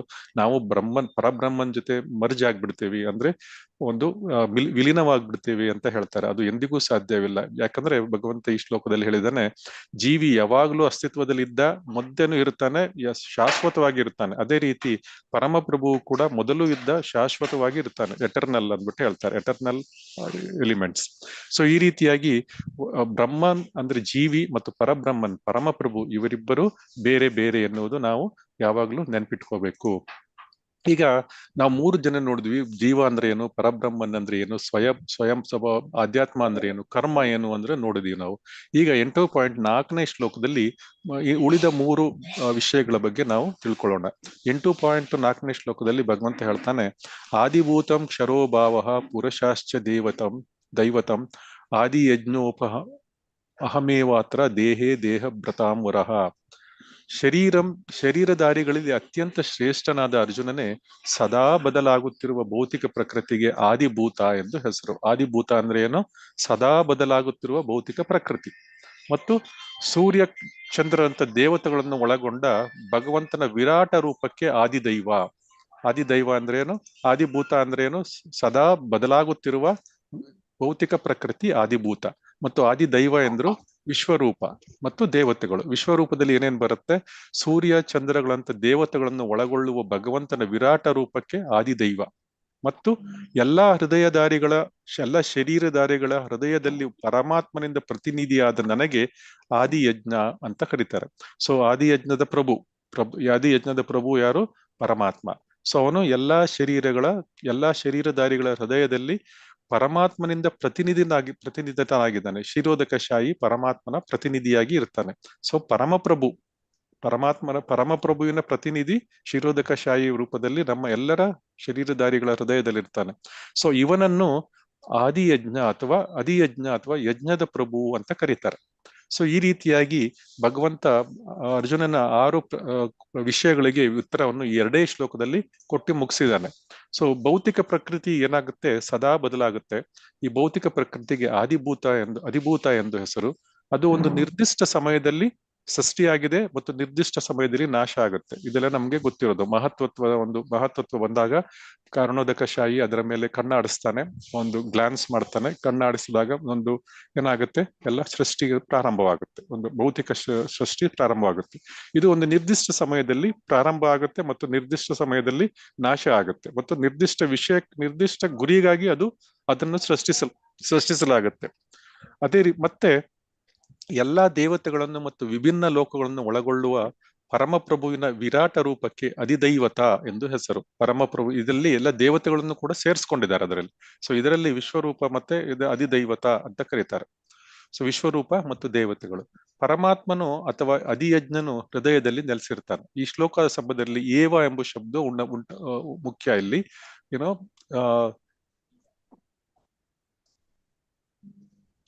ಸೊ ಈ ಶ್ಲೋಕದಲ್ಲಿ ಭಗವಂತ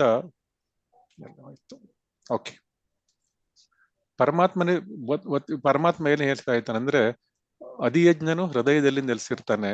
ಏವ ಶಬ್ದ ಎನ್ನುವುದು ಮುಖ್ಯವಾದದ್ದು. ಈ ಏವ ಶಬ್ದ ಅನ್ನೋದ್ರಲ್ಲಿ ಪರಮಾತ್ಮನು ತನ್ನಿಂದ ಬೇರೆ ಇಲ್ಲ. ಭಗವಂತನ ಏನ್ ಹೇಳ್ತಾ ಇದ್ದಾನೆ ಅಂದ್ರೆ, ಭಗವಂತನಾದ ಪರಮಾತ್ಮನು ತನ್ನಿಂದ ಬೇರೆ ಇಲ್ಲ ಎಂದು ಒತ್ತಿ ಹೇಳ್ತಾ ಇದ್ದಾನೆ. ಅಂದ್ರೆ ಭಗವಂತನು ಒಂದೇ ಮತ್ತು ಹೃದಯದಲ್ಲಿರುವ ಕ್ಷೀರೋದಕಶಾಹಿನೂ ಒಂದೇ, ಇಬ್ಬರು ಒಂದೇ.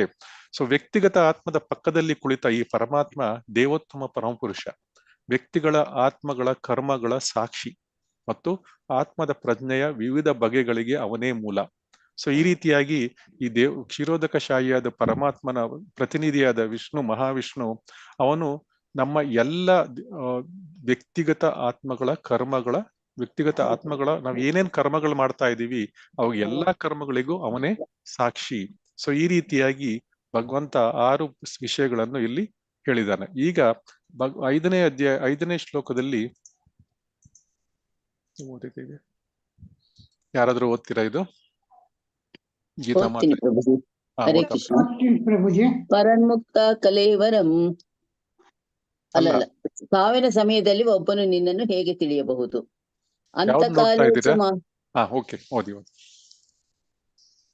ಅಂತಕಾಲೇ ಚ ಮಾವೇವ ಸ್ಮರನ್ ಮುಕ್ತ್ವಾ ಕಲೇವರಂ ಯಃ ಪ್ರಯಾತಿ ಸಮದ್ಭಾವಂ ಯಾತಿ ನಾಸ್ತ್ಯತ್ರ ಸಂಶಯಃ. ಅಂತ್ಯಕಾಲದಲ್ಲಿ ನನ್ನನ್ನು ಸ್ಮರಿಸುತ್ತಾ ಯಾವನು ದೇಹವನ್ನು ಬಿಡುತ್ತಾನೋ ಅವನು ಕೂಡಲೇ ನನ್ನ ಸ್ವಭಾವವನ್ನು ಹೊಂದುತ್ತಾನೆ, ಇದರಲ್ಲಿ ಸಂಶಯವೇ ಇಲ್ಲ. ಹರೇ ಕೃಷ್ಣ ಪ್ರಭುಜಿ. 8.5. ಹರೇ ಕೃಷ್ಣ ಮಾತಾಜಿ. ಕೃಷ್ಣ ಪ್ರಜ್ಞೆಯಲ್ಲಿ ಯಾರು ದೇಹವನ್ನು ಬಿಡ್ತಾನೆ ಅವನು ಕೂಡಲೇ ಪರಮಪ್ರಭುವಿನ ದಿವ್ಯ ಭಾವಕ್ಕೆ ಅವನನ್ನು ಟ್ರಾನ್ಸ್ಫರ್ ಮಾಡ್ಲಾಗುತ್ತೆ, ಅಂದ್ರೆ ಕರ್ಕೊಂಡು ಹೋಗ್ಲಿಕ್ಕಾಗುತ್ತೆ. ಇಲ್ಲಿ ಅಂತ್ಯಕಾಲೇ ಮಾಮೇಕ ಸ್ಮರನ್ ಅಂತ ಹೇಳಿದ್ರೆ, ಸ್ಮರನ್ ಅಂದ್ರೆ ಯಾವಾಗ ಕೃಷ್ಣ ಪ್ರಜ್ಞೆಯನ್ನು ಯಾವ ವ್ಯಕ್ತಿ ಮಾಡಿರೋರಿಲ್ಲ ಅಂತಹ ಪರಿಶುದ್ಧವಾದ ಆತ್ಮಕ್ಕೆ ಕೃಷ್ಣ ಸ್ಮರಣೆ ಮಾಡುವುದು ಅಂತ್ಯಕಾಲದಲ್ಲಿ ಹೇಗೆ ಸಾಧ್ಯ? ಆದುದರಿಂದ ಈ ಅಜಾಮಲನು ಕೂಡ ಮೊದಲು ಮಹಾಭಕ್ತನಾಗಿದ್ದ, ಮಧ್ಯದಲ್ಲಿ ಅವನು ಕಾಲು ಜಾರಿದ್ದಷ್ಟೇ. ಇಲ್ಲದಿದ್ದರೆ ಅವನಿಗೂ ಕೂಡ ನಾರಾಯಣನ ಹೆಸರು ಮಗನಿಗೆ ಇಡಬೇಕು ಅನ್ನೋದು ಕೂಡ ಅವನಿಗೆ ಗೊತ್ತಾಗ್ತಿರ್ಲಿಲ್ಲ. ಸೊ ಅದರಿಂದ ಅಂತ್ಯಕಾಲದಲ್ಲಿ ಸಡನ್ ಆಗಿ ಆತ್ಮಕ್ಕೆ ಕೃಷ್ಣ ಸ್ಮರಣೆ ಮಾಡುವುದು ಕಷ್ಟ.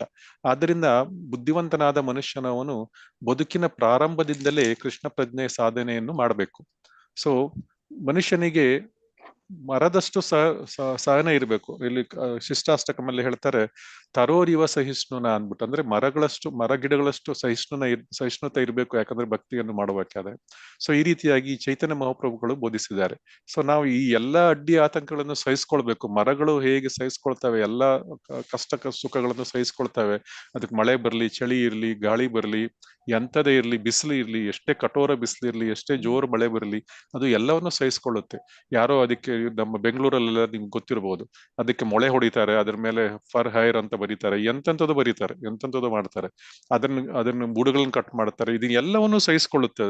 ಸಹಿಸ್ಕೊಂಡು ನಾವು ಕೂಡ ಅದೇ ರೀತಿ ತರೋರಿವ ಸಹಿಷ್ಣುನ, ಈ ರೀತಿಯಾಗಿ ನಾವು ಕೂಡ ಸಹಿಷ್ಣುತೆಯನ್ನು ಬೆಳೆಸ್ಕೊಂಡು ಯಾವಾಗಲೂ ಹರೇ ಕೃಷ್ಣ ಕೃಷ್ಣ ಕೃಷ್ಣ ಹರೇ ಹರೇ, ಹರೇ ರಾಮ ರಾಮ ರಾಮ ಹರೇ ಹರೇ ಅಂತ ನಾವು ಯಾವಾಗ್ಲೂ ಮನಸ್ಸಿನಲ್ಲಿ ಜಪ ಮಾಡ್ತಾನೆ ಇರ್ಬೇಕು. ಮತ್ತು ಸಂಕೀರ್ತನೆ ಮಾಡ್ತಾನೆ ಇರ್ಬೇಕು. ಆಗ ಮನುಷ್ಯನಿಗೆ ಅಂತ್ಯಕಾಲದಲ್ಲಿ ಮನುಷ್ಯನಿಗೆ ಕೃಷ್ಣ ಪ್ರಜ್ಞೆಯನ್ನು ನೆನ್ಪಿಟ್ಕೊಳ್ಳಿಕ್ಕೆ ಗೊತ್ತಾಗುತ್ತೆ. ಸೊ ಈ ರೀತಿಯಾಗಿ ಭಗವಂತ ಹೇಳ್ತಾ ಇದ್ದಾನೆ. ಅರ್ಜುನನ ಕೊನೆಯ ಪ್ರಶ್ನೆಗೆ ಇಲ್ಲಿ ಉತ್ತರ ಕೊಡ್ತಾ ಇದ್ದಾನೆ ಭಗವಂತ. ಮತ್ತೆ ಅರ್ಜುನನಿಗೆ ಮತ್ತೂ ಒಂದು ಪ್ರಶ್ನೆ ಇರುತ್ತೆ, ಈ ನೆನಪಿಟ್ಕೊಳ್ಳೋದು ಹೇಗೆ, ಮತ್ತೆ ನಾನು ಪ್ರಜ್ಞೆ ಮಾಡಿದ್ರು ಕೂಡ ಮುಂದೆ ನನಗೆ ನೆನಪಿರುತ್ತೋ ಇಲ್ವೋ, ಹೋಗುವಾಗ ನನಗೆ ದೇಹವನ್ನು ತ್ಯಾಗ ಮಾಡುವಾಗ ನಾ ಯಾವ ಪರಿಸ್ಥಿತಿಯಲ್ಲಿ ಇರ್ತೀನೋ ಏನೋ ಮನುಷ್ಯ, ಸೊ ಅವನ ಪರಿಸ್ಥಿತಿ ಏನು ಎನ್ನುವುದಕ್ಕೆ ಉಳಿದ ಶ್ಲೋಕಗಳಲ್ಲಿ ಭಗವಂತ ಉತ್ತರ ಕೊಡ್ತಾನೆ. ಯಾರು ಓದ್ತೀರಾ? ಹರಿಣಿ ಮಾತಾಜಿ ಓದ್ತೀರಾ? ಓದ್ತೀನಿ ಪ್ರಭುಜಿ. ಓದಿ ಮಾತಾಜಿ. ಹರೇ ಕೃಷ್ಣ. ಸಾವಿನ ಸಮಯದಲ್ಲಿ ಒಬ್ಬನು ನಿನ್ನನ್ನ ಹೇಗೆ ತಿಳಿಯಬಹುದು? ಯಂ ವಾಪಿ ಸ್ಮರನ್ ಭಾವಂ ತ್ಯಜತ್ಯಂತೆ ಕಲೇವರಂ ತಂ ತಮಾವೈತಿ ಕೌತೇಯ ಸದಾ ತದ್ಭಾವ ಭಾವಿತಃ. ಕುಂತಿಯ ಮಗನಾದ ಅರ್ಜುನನೇ, ವ್ಯಕ್ತಿಯು ತನ್ನ ದೇಹವನ್ನು ಬಿಡುವಾಗ ಯಾವ ಭಾವವನ್ನು ಸ್ಮರಿಸುವನು ಅದೇ ಭಾವವನ್ನು ನಿಶ್ಚಯವಾಗಿಯೂ ಪಡೆಯುವನು. ಹರೇ ಕೃಷ್ಣ. ಧನ್ಯವಾದಗಳು. ಗೀತಾ ಮಾತಾಜಿ. ಹರೇ ಕೃಷ್ಣ ಪ್ರಭುಜಿ. ಗೀತಾ ಮಾತಾಜಿ. ಬೇರೆ ಅವರು ಲಲಿತಾ ಮಾತಾಜಿ ಅವರು ಕೊಡಿ ಗುರುಜಿ. ನಾನು ಸೀಕ್ವೆನ್ಸ್ ಆಗಿ ಹೋಗ್ತೀನಿ ಮಾತಾಜಿ. ಓದಿ ಮಾತಾಜಿ. ಗೀತಾ ಮಾತಾಜಿ. ಅಂತಕಾಲೆ ಮನುಷ್ಯನಿಗೆ ತನ್ನ ಜೀವಿತ ಕಾಲದಲ್ಲಿ ಬಂದ ಯೋಚನೆಗಳು ಒಟ್ಟಾಗಿ ಸಾವಿನ ಕ್ಷಣದಲ್ಲಿ ಅವನ ಯೋಚನೆಗಳ ಮೇಲೆ ಪ್ರಭಾವ ಬೀರುತ್ತದೆ. ಆದುದರಿಂದ ಈ ಜನ್ಮವು ಮುಂದಿನ ಜನ್ಮವನ್ನು ಸೃಷ್ಟಿಸುತ್ತದೆ. ಈ ಜನ್ಮದಲ್ಲಿ ಮನುಷ್ಯನು ಸತ್ವಗುಣದಲ್ಲಿ ಬಾಳಿದರೆ ಮತ್ತು ಸದಾ ಕೃಷ್ಣನ ಚಿಂತನೆ ಮಾಡಿದರೆ ತನ್ನ ಅಂತ್ಯಕಾಲದಲ್ಲಿ ಕೃಷ್ಣನನ್ನು ಸ್ಮರಿಸುವುದು ಸಾಧ್ಯವಾಗುತ್ತದೆ. ಹರೇ ಕೃಷ್ಣ ಪ್ರಭುಜಿ. ಧನ್ಯವಾದ.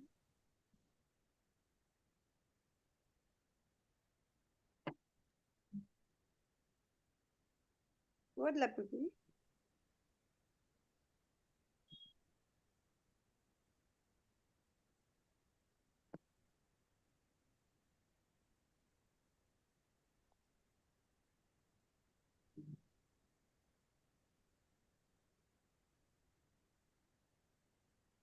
ಹರೇ ಕೃಷ್ಣ ಪ್ರಭುಜಿ. ಕೇಳಿಸ್ತಾ ಇಲ್ಲ?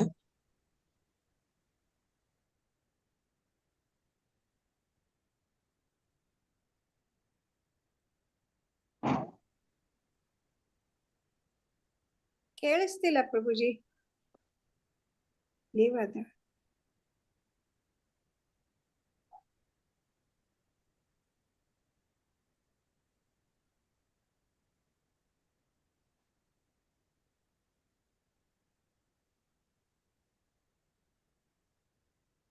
ಕೇಳಿಸ್ತಿಲ್ಲ ಅಲ್ಲ ಯಾರಿಗೂನು?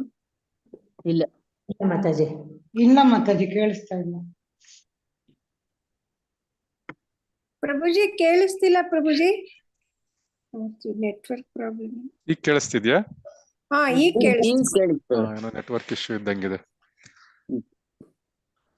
ಸೊ ದೇವತಾರಾಧನೆಯನ್ನು ಈ ಉದ್ದೇಶಕ್ಕಾಗಿ ಹೇಳಲಾಗಿದೆ. ಅದರಿಂದ ನೀವು ರಾಧಾಕೃಷ್ಣನನ್ನು ಪೂಜಿಸುವನ್ನು ಮುಂದುವರಿಸುತ್ತೀರಿ. ಸ್ವಾಭಾವಿಕವಾಗಿ ನಿಮ್ಮ ಹೃದಯದಲ್ಲಿ ಯಾವಾಗಲೂ ರಾಧಾಕೃಷ್ಣರ ಬಗ್ಗೆ ಯೋಚಿಸಲು ನೀವು ಅಭ್ಯಾಸ ಮಾಡುತ್ತಾ ಇರಿ. ಸೊ ಇದು ಶ್ರೀಲ ಪ್ರಭುಪಾದರು ಜಿನೇವಾದಲ್ಲಿ ಜೂನ್ 7, 1974 ಅವರು ಭಗವದ್ಗೀತೆ 8.1 ಶ್ಲೋಕದ ಬಗ್ಗೆ ಒಂದು ಭಾವಾರ್ಥದಲ್ಲಿ ಅವರು ಈ ಮಾತನ್ನು ಹೇಳಿದ್ದಾರೆ. ಸೊ ಅದರಿಂದ ಈ ರಾಧಾಕೃಷ್ಣನನ್ನು ಸದಾ ನಾವು ಪೂಜಿಸ್ತಾ ಇರಬೇಕು. ಅದರಿಂದ ನಮಗೆ ಅಂತಕಾಲೆ ಕಲೇವರಂ ದೇಹವನ್ನು ತ್ಯಾಗ ಮಾಡುವಾಗ ನಮಗೆ ಭಗವಂತನ ನೆನಪಿಟ್ಕೊಳ್ಳಕ್ಕೆ ಸುಲಭವಾಗುತ್ತದೆ.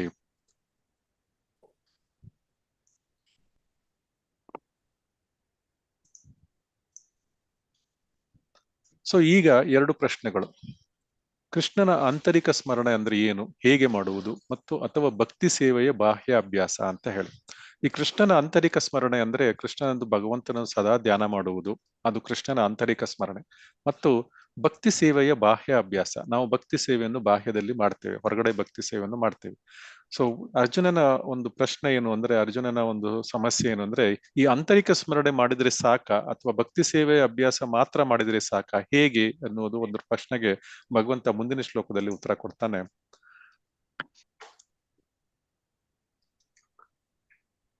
ಲಕ್ಷ್ಮೀ ಮಾತಾಜಿ ಓದ್ತೀರಾ? ಓದ್ತೀನಿ. ಮಾಂ ಅನುಸ್ಮರ ಯುದ್ಧ ಚ ತಸ್ಮಾತ್ ಸರ್ವೇಷು ಕಾಲೇಷು ಮಾಂ ಅನುಸ್ಮರ ಯುದ್ಧ ಚ ಮಯ್ಯರ್ಪಿತ ಮನೋ ಬುದ್ಧಿರ್ಮಾಂ ಏವೈಷ್ಯ ಸಂಶಯಃ ಆದುದರಿಂದ ಅರ್ಜುನನೇ, ನೀನು ಯಾವಾಗಲೂ ನನ್ನನ್ನು ಕೃಷ್ಣನ ರೂಪದಲ್ಲಿ ಸ್ಮರಿಸುತ್ತಿರಬೇಕು. ಅದೇ ಕಾಲದಲ್ಲಿ ಯುದ್ಧ ಮಾಡುವ ನಿನ್ನ ನಿಗದಿತ ಕರ್ತವ್ಯವನ್ನು ಮಾಡಬೇಕು.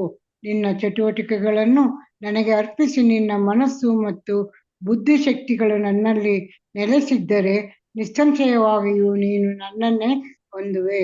ಹರೇ ಕೃಷ್ಣ ಪ್ರಭುಜಿ, ಧನ್ಯವಾದಗಳು. ಹರೇ ಕೃಷ್ಣ ಮಾತಾಜಿ. ಈ ಅರ್ಜುನ 1ನೇ ಮತ್ತು 2ನೇ ಅಧ್ಯಾಯದಲ್ಲಿ ನಮಗೆ ಗೊತ್ತಿರುವ ಹಾಗೆ ಅವನಿಗೆ ಸಮಸ್ಯೆಗಳು ಪ್ರಶ್ನೆ ಕೇಳ್ತಾ ಇದ್ದುದಂದ್ರೆ, ನಾನು ಯುದ್ಧ ಮಾಡ್ಲಿಕ್ಕೆ ಇಷ್ಟ ಇಲ್ಲ, ನಾನು ಎಲ್ಲವನ್ನು ತ್ಯಾಗ ಮಾಡ್ತೇನೆ, ನಾನು ಎಲ್ಲ ಕಾಡಿಗೆ ಹೋಗಿ ನಿನ್ನ ತಪಸ್ಸನ್ನು ಮಾಡ್ತೇನೆ. ಸೊ ಅದರ ಪ್ರಶ್ನೆ ಮೂಲಕವಾಗಿ ಇಲ್ಲಿ ಏನು ಅಂದ್ರೆ, ಕೃಷ್ಣನ ಆಂತರಿಕ ಸ್ಮರಣೆ, ನಾನು ನಿನ್ನ ಸ್ಮರಣೆ ಮಾಡ್ಕೊಂಡು ಹಾಯವಾಗಿರ್ತೇನೆ, ಈ ಯುದ್ಧ ಪತ್ತೆ ಎಲ್ಲ ಎಂಥದ್ದು ನಂಗೆ ಬೇಡವೇ ಬೇಡ ಅಂತದೆ ಅನ್ನೋದು ಅವನ ಪ್ರಶ್ನೆ ಆಗಿತ್ತು. ಅದೇ ನಾವೆಲ್ಲ ತಿಳ್ಕೊಂಡಿದ್ದೀವಿ. ಸೊ ಅನಂತರ ಈ ಭಕ್ತಿ ಸೇವೆ ಬಾಹ್ಯಾಭ್ಯಾಸ, ಬರೀ ಭಕ್ತಿ ಸೇವೆ ಮಾಡ್ತಾ ಕೂತ್ಕೊಂಡ್ರೆ ಸಾಕ, ದೇವಸ್ಥಾನಕ್ಕೆ ಹೋಗೋದು, ದೇವರ ಸೇವೆ ಮಾಡೋದು ಇಷ್ಟು ಸಾಕ, ಇನ್ನು ಇದ್ರ ಪ್ರಶ್ನೆಗೆ ಭಗವಂತ ಇಲ್ಲಿ ಉತ್ತರ ಕೊಟ್ಟಿದ್ದಾನೆ. ಪ್ರಾಪಂಚಿಕ ಕೆಲಸಗಳು ಏನ್ ಮಾಡ್ಬೇಕು, ನಾವು ಅದನ್ನೆಲ್ಲ ಮಾಡ್ಲೇಬೇಕು. ಮನುಷ್ಯ ತನ್ನ ವಿಧಿತ ಕರ್ತವ್ಯಗಳೇನಿದಾವೆ ಆ ಕಾರ್ಯಗಳನ್ನು ಬಿಟ್ಬಿಡ್ಬೇಕು ಅಂತ ಭಗವಂತ ಹೇಳೇ ಇಲ್ಲ. ಇಲ್ಲಿ ಭಗವಂತ ಅರ್ಜುನನಿಗೆ ಹೇಳಿದ್ದಾನೆ, ಯಾವಾಗಲೂ ನನ್ನನ್ನು ಸ್ಮರಿಸ್ತಾ ಇರು, ಮತ್ತೆ ಯುದ್ಧವನ್ನು ಮಾಡು ನೀನು ಅಂತ ಹೇಳಿದ್ದಾನೆ. ಸೊ ಅದೇ ರೀತಿ ನಾವು ಯುದ್ಧ ಭೂಮಿಗೆ ಹೋಗಿ ಯುದ್ಧ ಮಾಡುವ ಅವಶ್ಯಕತೆ ಇಲ್ಲ. ನಮ್ಮ ಜೀವನದ ದೈನಂದಿಕ ಕರ್ತವ್ಯಗಳೇನಿದಾವೆ ಆ ಕರ್ತವ್ಯಗಳನ್ನು ಬಿಟ್ಬಿಡು ಅಂತ ಭಗವಂತ ಹೇಳ್ತಾ ಇಲ್ಲ. ನಮ್ಮ ಗುಣಕರ್ಮಗಳ ವಿಭಾಗಗಳ ಅನುಸಾರವಾಗಿ ನಮಗೆ ಏನು ಕರ್ತವ್ಯಗಳನ್ನು ಮಾಡಲಿಕ್ಕೆ ಅವಶ್ಯಕತೆ ಇದೆ ಆ ಕರ್ತವ್ಯಗಳನ್ನು ನಾವು ಮಾಡಲೇಬೇಕು. ಮತ್ತು ಆ ಕರ್ತವ್ಯಗಳನ್ನು ಮಾಡ್ತಾ ಹರೇ ಕೃಷ್ಣ ಸಂಕೀರ್ತನೆಯನ್ನು ಮಾಡಿಕೊಂಡು ಕೃಷ್ಣನನ್ನು ಧ್ಯಾನಿಸಬೇಕು. ಶ್ರೀಲ ಪ್ರಭುಪಾದರು ಕೂಡ ಅದೇ ಹೇಳಿದ್ದಾರೆ, 8 ಗಂಟೆ ಕನಿಷ್ಠ ಪಕ್ಷ ನಾವು ಕೃಷ್ಣಗೆ ಇಡಬೇಕು. ಇನ್ನು 16 ಗಂಟೆ ನೀವು ಏನಾದ್ರು ಬಳಸ್ಕೊಳ್ಳಿ. 8 ಗಂಟೆ ಇದು ಮಾಡ್ಬೇಕು, ಒಂದು ಜಪ ಮಾಡ್ಬೇಕು, 2 ಗಂಟೆ ಜಪ ಆಗುತ್ತೆ. ಆಮೇಲೆ ಭಾಗವತಂ 1 ಗಂಟೆ ಕನಿಷ್ಠ ಓದ್ಬೇಕು.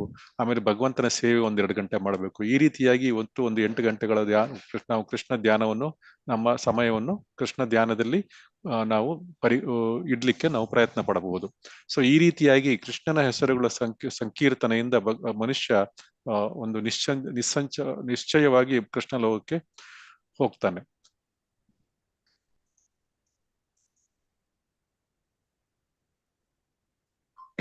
ಲಕ್ಷ್ಮೀ ಬಿ.ವಿ. ಮಾತಾಜಿ. ಹರೇ ಮೋದಿ ಮಾತಾಜಿ. ಮಾಂ ಅನುಸ್ಮರ ಯುದ್ಧಚ, ಅರ್ಜುನ ಹೋರಾಡುತ್ತಿದ್ದಾನೆ, ಅದು ಕೂಡ ಕೃಷ್ಣ ಪ್ರಜ್ಞೆ. ಮಾಂ ಅನುಸ್ಮರ ಯದ್ಯಚ, ಕೃಷ್ಣನು ಹೇಳುತ್ತಾನೆ, ನೀನು ಜಪಿಸು, ನೀನು ನನ್ನನ್ನು ಸ್ಮರಿಸು, ಅದೇ ಸಮಯದಲ್ಲಿ ಯುದ್ಧ ಮಾಡು. ಅವನು ಎಂದಿಗೂ ಸುಮ್ಮನೆ ಹೋರಾಡು ಅಥವಾ ಸುಮ್ಮನೆ ಜಪಿಸು ಎಂದು ಹೇಳಲಿಲ್ಲ, ಏಕೆಂದರೆ ಭೌತಿಕ ಜಗತ್ತಿನಲ್ಲಿ ಅದು ಸಾಧ್ಯವಿಲ್ಲ. ಆದ್ದರಿಂದ ಜಪವೂ ಇರಬೇಕು. ಆದರೆ ಅದೇ ಸಮಯದಲ್ಲಿ ಚಳುವಳಿಯನ್ನು ಮುಂದುವರಿಸುವುದು ಹೇಗೆ ಎಂಬುದರ ಬಗ್ಗೆ ನೀವು ಕೆಲಸ ಮಾಡಬೇಕು. ಭಗವದ್ಗೀತಾ 16.9. ಧನ್ಯವಾದ ಪ್ರಭುಜಿ. ಹರೇ ಕೃಷ್ಣ. ಧನ್ಯವಾದ. ಇಲ್ಲಿ ಈ ಭೌತಿಕ ಜಗತ್ತಿನಲ್ಲಿ ಅದು ಸಾಧ್ಯವಿಲ್ಲ, ಅದರಿಂದ ಜಪವೂ ಇರಬೇಕು. ಅದೇ ಸಮಯದಲ್ಲಿ ಈ ಚಳುವಳಿಯನ್ನು ಮುಂದುವರಿಸುವುದು. ಇಲ್ಲಿ ಚಳುವಳಿ ಅಂದ್ರೆ ಭಕ್ತರು, ಶ್ರೀಲ ಪ್ರಭುಪಾದರು ಇಸ್ಕಾನ್ ಮೂವ್ಮೆಂಟ್ ಬಗ್ಗೆ ಹೇಳ್ತಾ ಇದ್ದಾರೆ. ಇಸ್ಕಾನ್ ಚಳುವಳಿಯನ್ನು ಮುಂದುವರಿಸಿಕೊಂಡು ಹೋಗ್ಬೇಕು ಅಂದ್ಬಿಟ್ಟು ತಮ್ಮ ಭಕ್ತರಿಗೆ ಹವಾಯಿನಲ್ಲಿ ಫೆಬ್ರವರಿ 5, 1975 ಇಲ್ಲಿ ಲೆಕ್ಚರ್ ಸೆಷನ್ ಅಲ್ಲಿ ಹೇಳ್ತಾ ಇದ್ದಾರೆ. ಅಂದ್ರೆ ಚಳುವಳಿ ಅಂದ್ರೆ ಇಲ್ಲಿ ಚಳುವಳಿ ಅಂದ್ರೆ ಇಸ್ಕಾನ್ ಚಳುವಳಿ ಅಂದ್ಬಿಟ್ಟು, ಇಸ್ಕಾನ್ ಮೂವ್ಮೆಂಟ್.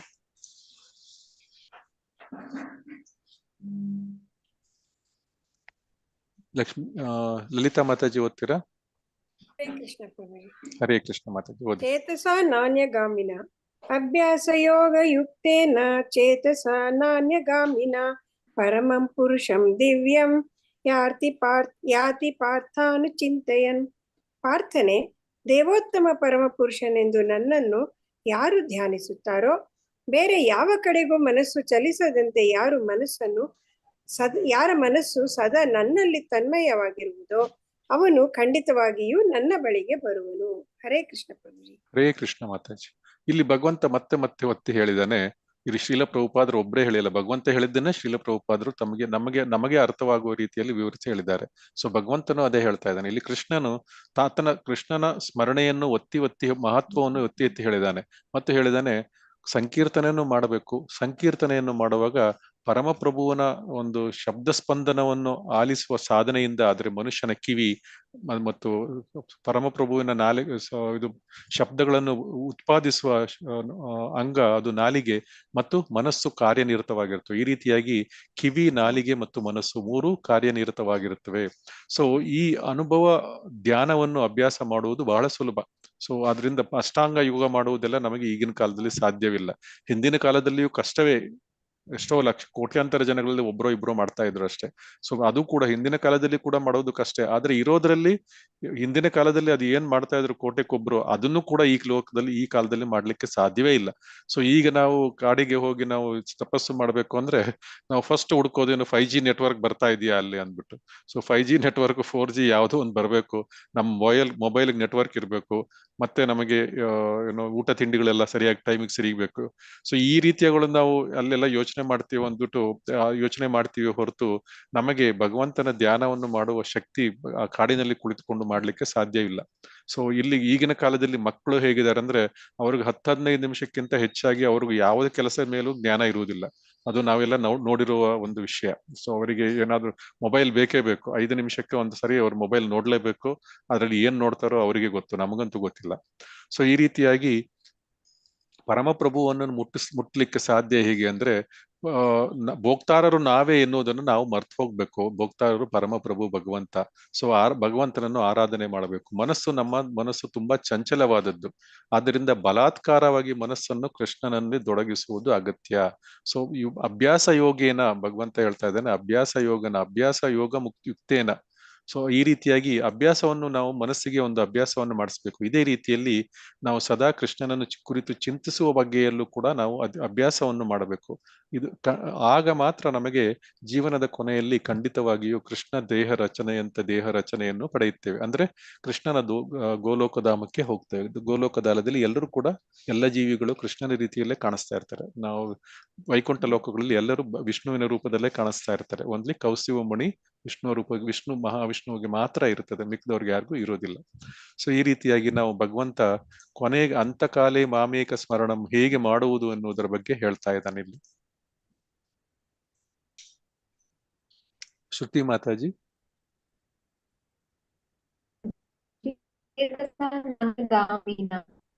ನೀವು ಯೋಚಿಸಿದರೆ ನೀವು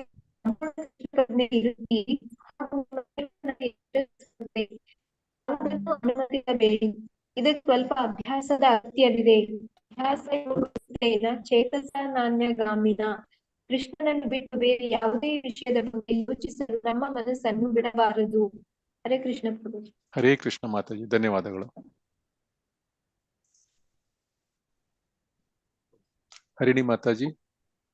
ಹರೇ ಕೃಷ್ಣ ಪ್ರಭುಜಿ. ಹರೇ ಕೃಷ್ಣ. ಮನಸ್ಸು ಚಂಚಲವಾದದ್ದು. ಆದುದರಿಂದ ಬಲಾತ್ಕಾರವಾಗಿ ಮನಸ್ಸನ್ನು ಕೃಷ್ಣನ ಯೋಚನೆಯಲ್ಲಿ ತೊಡಗಿಸುವುದು ಅಗತ್ಯ.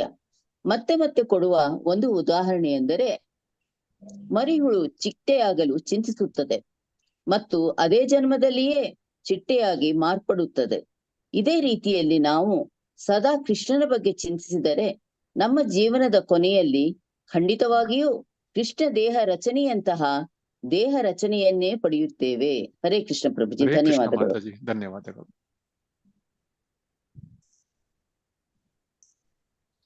ಈಗ ಅಧ್ಯಾಯ 8ರ ಇಲ್ಲಿವರೆಗೂ ಏನು ನೋಡಿದ್ದೇವೆ ಅದರ ಬಗ್ಗೆ ಸ್ವಲ್ಪ ತಿಳ್ಕೊಳ್ಳೋಣ.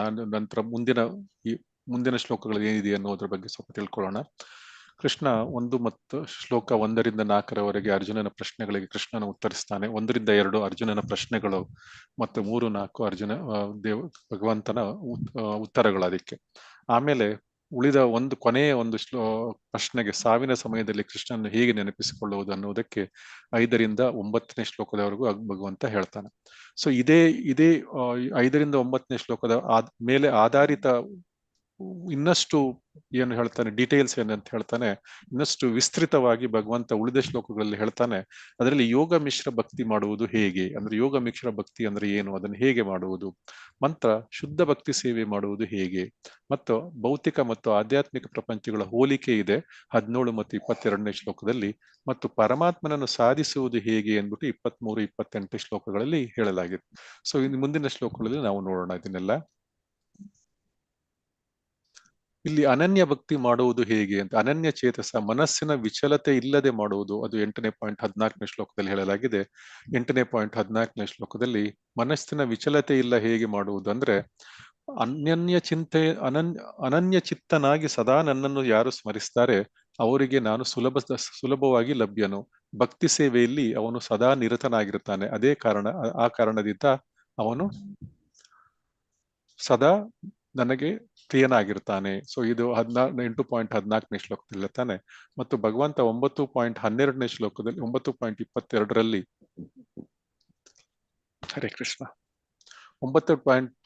ಭಗವಂತ ಏನ್ ಹೇಳ್ತಾನೆ, ಅನನ್ಯ ಚಿಂತಯಂತೋ ಮಾಂ ಯೇ ಜನಾಃ ಪರ್ಯುಪಾಸತೆ ತೇಷಾಂ ನಿತ್ಯಾಭಿಯುಕ್ತಾನಾಂ ಯೋಗಕ್ಷೇಮಂ ವಹಾಮ್ಯಹಂ. ಅನ್ಯ ಚಿಂತೆ ಇಲ್ಲದೆ ಒಂದೇ ಮನಸ್ಸಿನಿಂದ ನನ್ನನ್ನು ಪೂಜಿಸುತ್ತಾ ನನ್ನ ದಿವ್ಯ ರೂಪವನ್ನು ಯಾರು ಧ್ಯಾನಿಸ್ತಾರೆ ಅವರಿಗೆ ನಾನು ಇಲ್ಲದ್ದನ್ನು ಕೊಡುತ್ತೇನೆ ಮತ್ತು ಇರುವುದನ್ನು ಕಾಪಾಡುತ್ತೇನೆ. ಇಲ್ಲಿ ಈ ಅನನ್ಯ ಎನ್ನುವ ಒಂದು ಶಬ್ದದ ಮೇಲೆ ಇಷ್ಟು ಶ್ಲೋಕಗಳಿದಾವೆ ಭಗವದ್ಗೀತೆಯಲ್ಲಿ. ಸೊ ಯಾವಾಗ್ಲೂ ಅನನ್ಯ ಅಂದ್ಬಿಟ್ಟು ಇಲ್ಲಿ ಅನನ್ಯ ಭಕ್ತಿಯನ್ನು ಹೇಗೆ ಮಾಡುವುದು ಅಂದ್ರೆ, ಅನನ್ಯ ಚೇತಾಹ ಅನನ್ಯ ಭಕ್ತಿಯ ಅನನ್ಯ ಭಜಂತಿ ಅನನ್ಯ ಮನಸ 9.13ನೇ ಶ್ಲೋಕದಲ್ಲಿ ಭಕ್ತಿಯ ಅನನ್ಯ ಅಂತ ಭಗವಂತ ಹೇಳ್ತಾನೆ. ಮಹಾತ್ಮಾನ ತು ಮಾಂ ಪಾರ್ಥ ದೈವೀಂ ಪ್ರಕೃತಿಮಾಶ್ರಿತಾಂ ಭಜಂತಿ ಅನನ್ಯ ಮನಸ. ಸೇವೆ ಅನನ್ಯ ಮನಸ್ಸು ಅಂದ್ರೆ ವಿಚಲಿತವಲ್ಲದ ಮನಸ್ಸಿನಿಂದ ನನ್ನನ್ನು ಸೇವೆ ಮಾಡ್ತಾರೆ ಯಾರು. ಭಜಂತಿ ಅನನ್ಯ ಮನಸ್ಸ ಜ್ಞಾತ್ವ ಭೂತ ಆದೀಂ ಅವ್ಯಯಂ. ಸೊ ಯಾರು ಭ್ರಾಂತಿಗೆ ಸಿಲುಕದೆ ಅವರಿಗೆ ಅನನ್ಯವಾಗಿ ನನ್ನನ್ನು ಚಿಂತೆ ಮಾಡ್ತಾ ಇರ್ತಾರೆ ಅಂತವರು ಸಂಪೂರ್ಣವಾಗಿ ಭಕ್ತಿ ಸೇವೆಯಲ್ಲಿ ನಿರತರಾಗಿರ್ತಾರೆ ಅಂದ್ಬಿಟ್ಟು ಭಗವಂತ 9.13ರಲ್ಲಿ ಹೇಳ್ತಾನೆ. ಆಮೇಲೆ 9.22 ನಾವು ಈಗಾಗಲೇ ನೋಡಿದ್ದೀವಿ, ಅನನ್ಯ ಚಿಂತೆಯಂತೋ ಮಾಮ್ ಅಂತ ಹೇಳಿದ್ದಾನೆ ಭಗವಂತ. ಮತ್ತು 9.30ರಲ್ಲಿ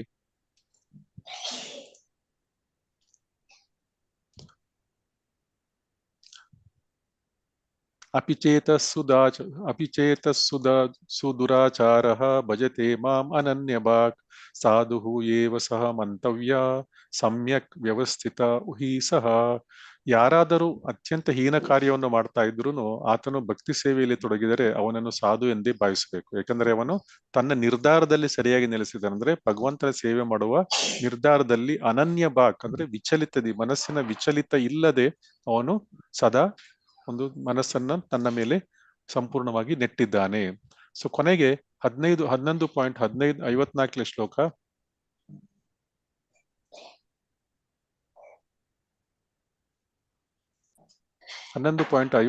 ಶ್ಲೋಕದಲ್ಲಿ ಕೂಡ ಭಗವಂತ ಹೇಳ್ತಾನೆ, ಭಕ್ತಿಯಾತು ಅನನ್ಯ. ಸೊ ಭಕ್ತಿಯಾತು ಅನನ್ಯ, ನನ್ನನ್ನು ಸಂಪೂರ್ಣವಾಗಿ ಭಕ್ತಿಯಾತು ಅನನ್ಯ ಶಕ್ಯ ಅಹಂ ಏವ ವಿಧ ಅರ್ಜುನ ಜ್ಞಾತುಂ ದೃಷ್ಟುಂ ಚ ತತ್ವೇನ ಪ್ರವೇಷ್ಟುಂ ಚ ಪರಂತಪ. ಸೊ ಅರ್ಜುನ ಏಕಚಿತ್ತದ ಭಕ್ತಿ ಸೇವೆಯಿಂದ ಮಾತ್ರ ನಿನ್ನ ಮುಂದೆ ನಿಂತಿರುವ ನನ್ನನ್ನು ನಾನಿರುವಂತೆ ಅರ್ಥ ಮಾಡಿಕೊಳ್ಳಿಕ್ಕೆ ಸಾಧ್ಯ. ಹೀಗೆ ಮಾತ್ರ ನನ್ನನ್ನು ನೇರವಾಗಿ ನೋಡ್ಲಿಕ್ಕೆ ಸಾಧ್ಯ. ಈ ರೀತಿಯಲ್ಲಿ ಮಾತ್ರ ನನ್ನನ್ನು ತಿಳಿಯುವ ರಹಸ್ಯಗಳನ್ನು ನೀನು ತಿಳಿದುಕೊಳ್ಳಬಲ್ಲೆ ಮತ್ತು ನನ್ನನ್ನು ಪ್ರವೇಶಿಸಬಲ್ಲೆ, ನನ್ನ ಗೋಲೋಕ ಧಾಮವನ್ನು ಪ್ರವೇಶಿಸಬಲ್ಲೆ ಅಂದ್ಬಿಟ್ಟು ಹೇಳ್ತಾ ಇದ್ದಾನೆ. ಮತ್ತೆ 13.9ನೇ ಶ್ಲೋಕದಲ್ಲಿ ಕೂಡ ಭಗವಂತ ಹೇಳ್ತಾ ಇದ್ದಾನೆ, ಇಂದ್ರಿಯಾರ್ಥೇಶು ವೈರಾಗ್ಯ ಮನಹಂಕಾರ ಏವಚ ಜನ್ಮ ಮೃತ್ಯು ಜರಾವಾದಿ ದುಃಖೋ ದೋಷಾನುದರ್ಶನಂ. ಅಲ್ಲಿ ಕೂಡ ಅನನ್ಯ ಯೋಗೇನ ಭಕ್ತಿ ಅಂತ ಭಗವಂತ ಹೇಳ್ತಾ ಇದ್ದಾನೆ. ಸೊ ಈ ರೀತಿಯಾಗಿ ಭಕ್ತಿಯನ್ನು, ಶುದ್ಧ ಭಕ್ತಿ ನಾವು ಅನನ್ಯವಾಗಿ ಅಂದ್ರೆ ಮನಸ್ಪೂರ್ವಕವಾಗಿ ಶುದ್ಧ ಭಕ್ತಿಯಿಂದ ಮಾಡಬೇಕು. ಆಗ ಮಾತ್ರ ನಮಗೆ ಭಗವಂತನ ಧಾಮಕ್ಕೆ ಹೋಗ್ಲಿಕ್ಕೆ ಅನುಕೂಲ ಒಂದು ಪರಿಸ್ಥಿತಿ ಏರ್ಪಡುತ್ತೆ ಮತ್ತು ಅಂತ್ಯಕಾಲೇಚ ಮಾಮೇಕ ಸ್ಮರಣಂ ಅದು ಬಗ್ಗೆ ನೆನಪಿಟ್ಕೊಳ್ಳಿಕ್ಕೆ ಸಾಧ್ಯ ಆಗುತ್ತೆ. ಸೊ 8.14 ಈಗ ಒಂದು ಆಕ್ಟಿವಿಟಿ, ಗ್ರೂಪ್ ಆಕ್ಟಿವಿಟಿ. ಸೊ ಜೋಡಿ ಚರ್ಚೆ ಅಂದ್ರೆ ಗ್ರೂಪ್ ಆಕ್ಟಿವಿಟಿ ಮಾಡಬೇಕು.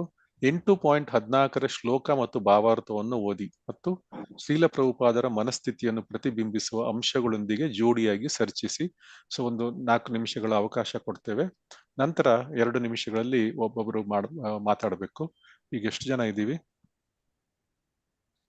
12 ಜನ. 2 ಗುಂಪು ಮಾಡ್ತೀವಿ, ಸಾಕಲ್ಲ?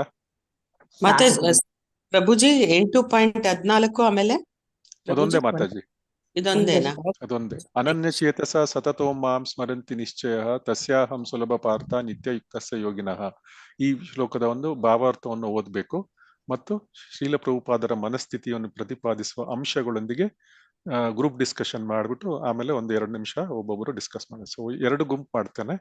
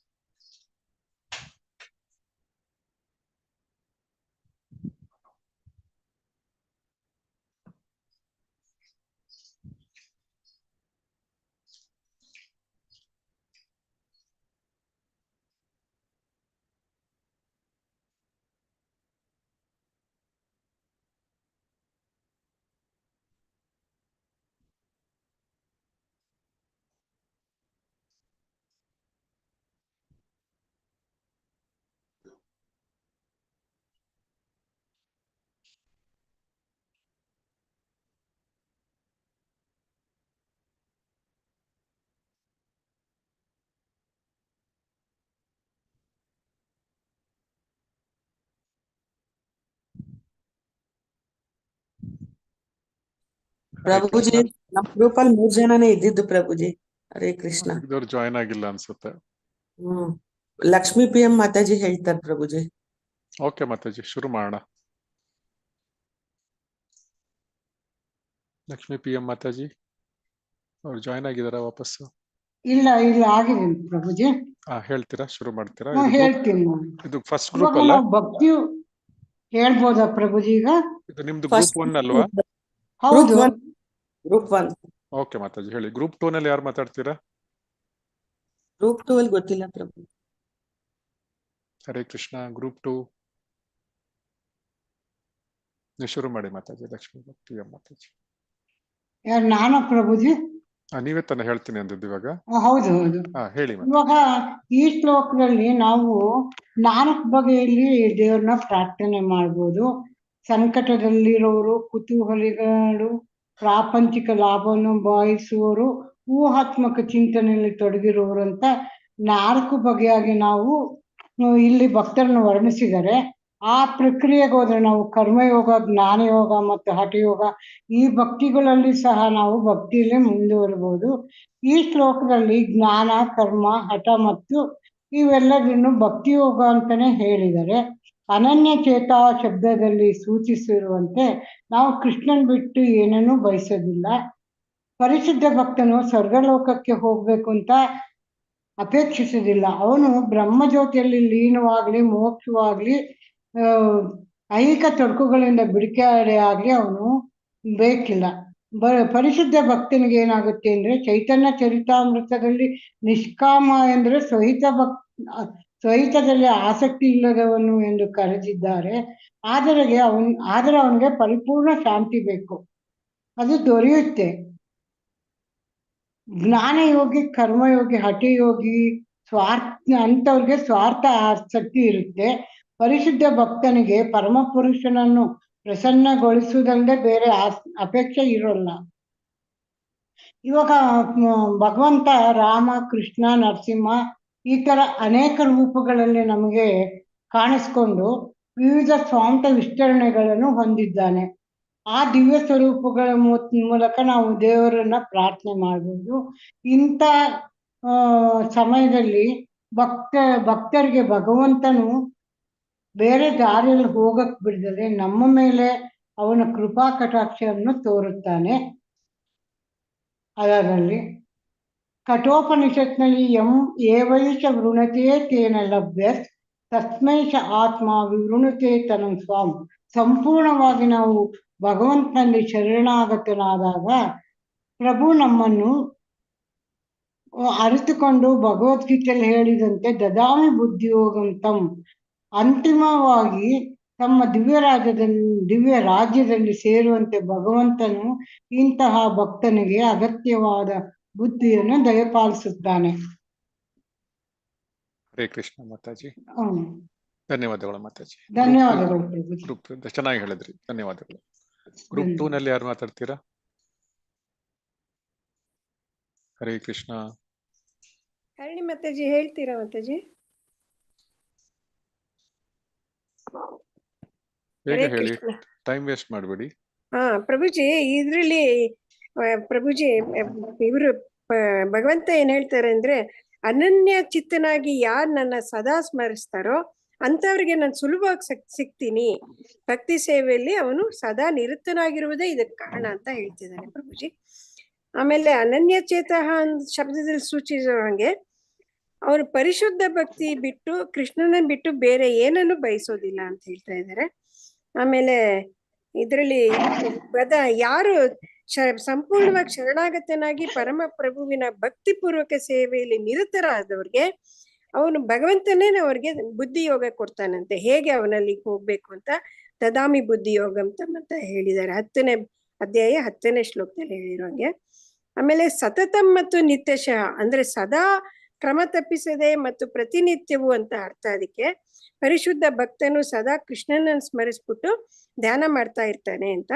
ಆಮೇಲೆ ಅದರಲ್ಲಿ 5 ಭಕ್ತಿ ಯೋಗಿಗಳು 5 ರೀತಿಲಿ ತೊಡಗಿಸ್ಕೊತಾರಂತೆ ಪ್ರಭುಜಿ. ಶಾಂತ ಭಕ್ತ, ದಾಸ್ಯ ಭಕ್ತ, ಸಾಕ್ಯ ಭಕ್ತ, ವಾತ್ಸಲ್ಯ ಭಕ್ತ, ಮಾಧುರ್ಯ ಭಕ್ತ ಅಂತ ಈ ತರ 5 ವಿಧವಾದ ಭಕ್ತಿ ಸೇವೆಯಲ್ಲಿ ತೊಡಗಿಸ್ಕೊತಾರೆ. ಅಂತ ಹೇಳ್ತಾರೆ. ಹಾಗೆ ಪರಮಪ್ರಭು ಶುದ್ಧ ಭಕ್ತನನ್ನು ಒಂದು ಕ್ಷಣನೂ ಮರೆಯೋದಿಲ್ಲ. ಶುದ್ಧ ಭಕ್ತ ಪರಮಪ್ರಭುನು ಮರೆಯೋದಿಲ್ಲ, ಪರಮಪ್ರಭು ಶುದ್ಧ ಭಕ್ತನನ್ನು ಮರೆಯೋದಿಲ್ಲ. ಮಹಾಮಂತ್ರವಾದ ಹರೇ ಕೃಷ್ಣ ಮಹಾಮಂತ್ರನ ಸಂಕೀರ್ತನನ ಕೃಷ್ಣ ಪ್ರಜ್ಞಾ ಪ್ರತಿಕ್ರಿಯೆಯಲ್ಲಿ ಮಹಾ ಆಶೀರ್ವಾದವೇ ನಮ್ಗೆ ಇದೆ ಅಂತ ಹೇಳ್ತಾ ಇದ್ದಾರೆ. ಹರೇ ಕೃಷ್ಣ. ಓಕೆ, ಧನ್ಯವಾದಗಳು ಮಾತಾಜಿ, ಚೆನ್ನಾಗಿ ಹೇಳಿದ್ದೀರಾ. ಮುಂದೆ ಹೋಗೋಣ. ಯಾರು ಹ್ಯಾಂಡ್ ರೈಸ್ ಮಾಡಿ, ಯಾರು ಓದ್ಲಿಕ್ಕೆ ಇಷ್ಟ ಇದೆ ಓದಿ ಮಾತಾಜಿ. ಗೀತಾ ಮಾತಾಜಿ. ಹರೇ ಕೃಷ್ಣ. ಸತತ ಎಂದರೆ ಎಲ್ಲಿಯಾದರೂ ಮತ್ತು ಯಾವುದೇ ಸಮಯ. ನನ್ನ ವಾಸ ವೃಂದಾವನದಲ್ಲಿ ಇದ್ದಂತೆ ಅದು ಕೃಷ್ಣನ ಸ್ಥಳ. ಹಾಗಾಗಿ ಈಗ ನಾನು ಅಮೆರಿಕ ನಿಮ್ಮ ದೇಶದಲ್ಲಿ ಇದ್ದೇನೆ, ಆದರೆ ವೃಂದಾವನದಿಂದ ಹೊರಗಿದ್ದೇನೆ ಎಂದು ಅರ್ಥವಲ್ಲ. ಏಕೆಂದರೆ ನಾನು ಯಾವಾಗಲೂ ಕೃಷ್ಣನ ಬಗ್ಗೆ ಯೋಚಿಸಿದರೆ ನಾನು ಭಾರತದಲ್ಲಿ ವೃಂದಾವನದಲ್ಲಿ ಇದ್ದಂತೆ.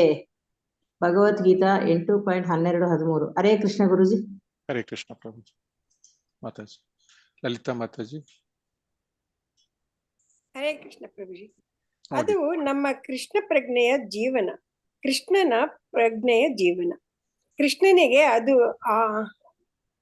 ಅದು ಬೇಕು, ನಾನು ಅದನ್ನು ಮಾಡಬೇಕು. ನನಗಾಗಿ ನಾನು ಏನನ್ನೂ ಮಾಡುವುದಿಲ್ಲ. ಅದು ವೃಂದಾವನ. ವೃಂದಾವನದ ನಿವಾಸಿಗಳೆಲ್ಲರೂ ಕೃಷ್ಣನ ಆಸೆಯನ್ನು ಪೂರೈಸಲು ಪ್ರಯತ್ನಿಸುತ್ತಿದ್ದರು. ಗೋಪಾಲಕರು, ಕರುಗಳು, ಹಸುಗಳು, ಮರಗಳು, ಹೂವುಗಳು, ಜಲ, ಗೋಪಿಯರು, ಹಿರಿಯ ನಿವಾಸಿಗಳು, ತಾಯಿ ಯಶೋಧ, ನಂದ ಅವರೆಲ್ಲರೂ ಕೃಷ್ಣನ ಆಸೆಯನ್ನು ಪೂರೈಸುವರಲ್ಲಿ ನಿರತರಾಗಿದ್ದರು. ಹರೇ ಕೃಷ್ಣ ಪ್ರಭುಜಿ. ಹರಿಣಿ ಮಾತಾಜಿ. ಹಾ, ಓದ್ತೀನಿ ಪ್ರಭುಜಿ. ಅದು ವೃಂದಾವನ.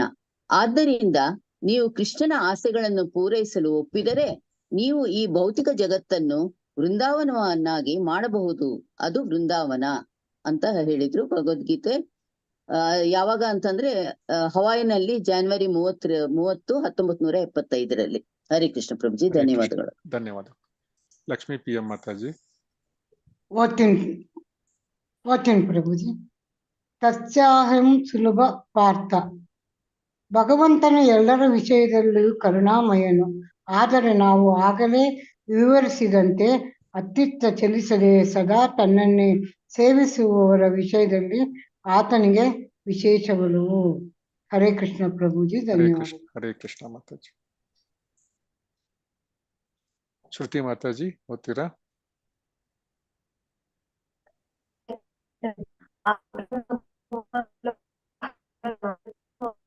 ಅವ್ರಿಗೆ ಇಂಟರ್ನೆಟ್ ಪ್ರಾಬ್ಲಮ್ ಏನೋ, ಸರಿ ಕೇಳಿಸ್ತಿಲ್ಲ ಗುರುಜಿ. ಕಟ್ ಆಗುತ್ತೆ. ನೆಟ್ವರ್ಕ್ ಪ್ರಾಬ್ಲಮ್ ಇದೆ ಪ್ರಭುಜಿ, ಅವ್ರದ್ದು ಕೇಳಿಸ್ತಿಲ್ಲ.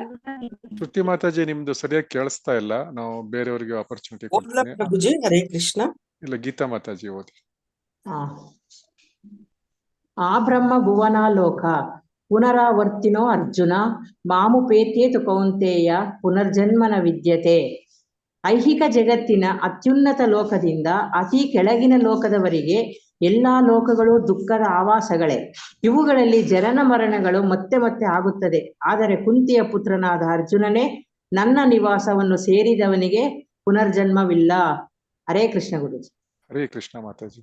ಇಲ್ಲಿ ದೇವತೆಗಳ ಲೋಕಗಳು ಅತ್ಯುನ್ನತ ಐಹಿಕ ಲೋಕಗಳು. ನಾವೆಲ್ಲ ತಿಳ್ಕೊಂಡಿದ್ವಿ ಬ್ರಹ್ಮದ ಲೋಕದರು ಕೂಡ ಐಹಿಕ ಲೋಕವೇ. ಸೊ ಬ್ರಹ್ಮಲೋಕ ಕೂಡ ಐಹಿಕ ಲೋಕನೇ.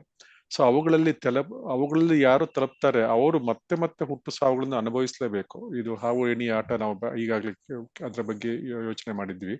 ಸೊ ಕೃಷ್ಣ ಪ್ರಜ್ಞೆಯನ್ನು ನಾವು ಬೆಳೆಸ್ಕೊಳ್ದೇ ಇದ್ರೆ ನಾವು ಮತ್ತೆ ಭೂಮಿಗೆ ಹಿಂದಿರುಗಿಸ್ಲೇಬೇಕಾಗತ್ತೆ. ಸೊ ಈ ಐಹಿಕ ಜಗತ್ತು ಯಾವಾಗ ನಾಶ ಆಗುತ್ತೆ, ಬ್ರಹ್ಮಣ ಸತೆ ಸರ್ವೇ ಸಂಪ್ರಾಪ್ತಿ ಪ್ರತಿಸಂಚರಿ ಪರಸ್ಯಾಂತೆ ಕೃತಾತ್ಮನ ಪ್ರವಿಶ್ಯಂತಿ ಪರಂಪದಂ.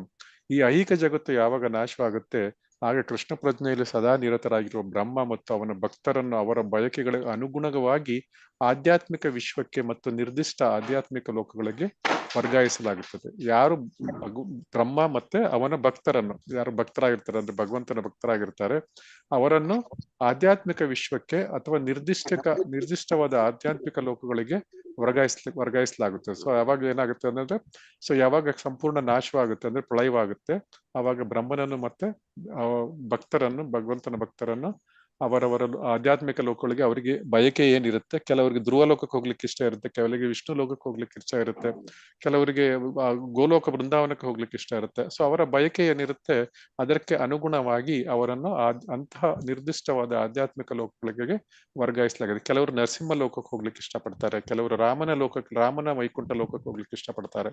ಸೊ ಈ ರೀತಿಯಾಗಿ ಆ ಲೋಕಗಳಿಗೆ ಅವರನ್ನು ವರ್ಗಾಯಿಸಲಾಗುತ್ತದೆ.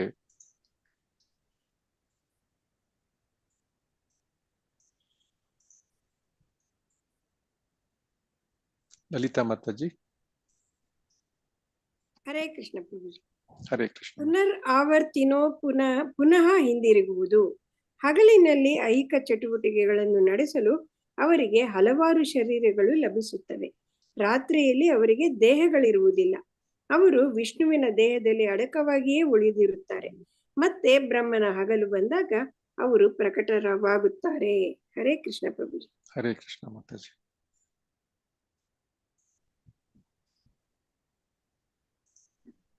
ಹರಿಣಿ ಮಾತಾಜಿ ಓದ್ತೀರಾ? ಹರೇ ಕೃಷ್ಣ ಪ್ರಭುಜಿ. ಆವರ್ತಿನೋ ಪುನಃ ಹಿಂದಿರುಗುವುದು.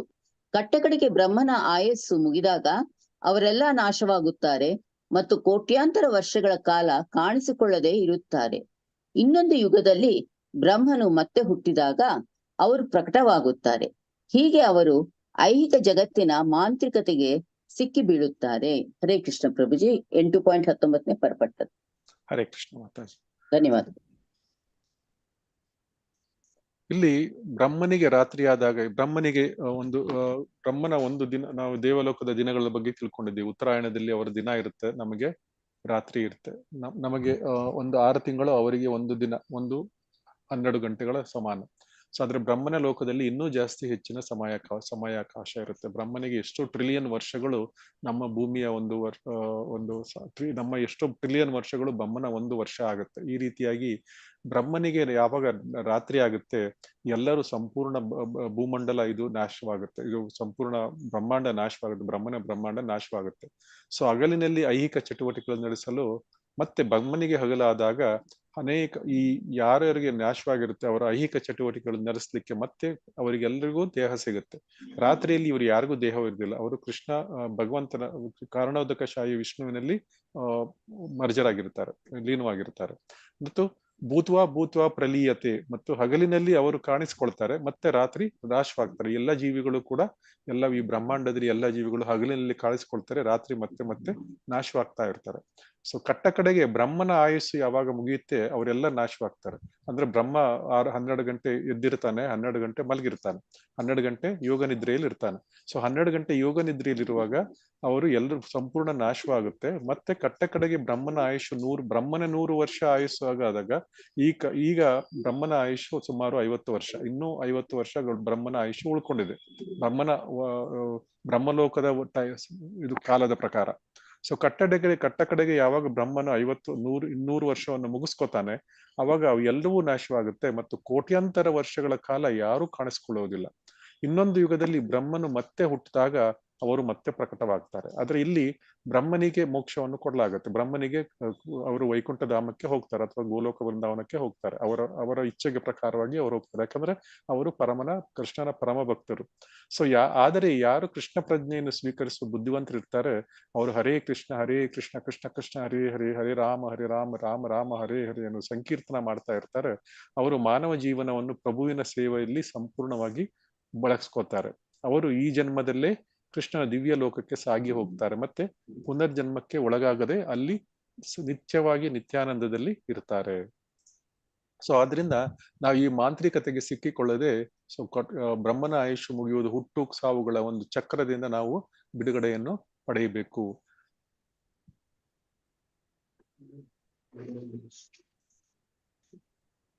ಭೂತ್ವಾ ಪ್ರಲೀಯತೆ, ಮತ್ತೆ ಹುಟ್ಟುತ್ತದೆ, ಮತ್ತೆ ನಾಶವಾಗುತ್ತದೆ. ಈ ಬ್ರಹ್ಮಾಂಡ ಪೂರ ಮತ್ತೆ ಹುಟ್ಟುತ್ತೆ, ಮತ್ತೆ ನಾಶವಾಗುತ್ತೆ.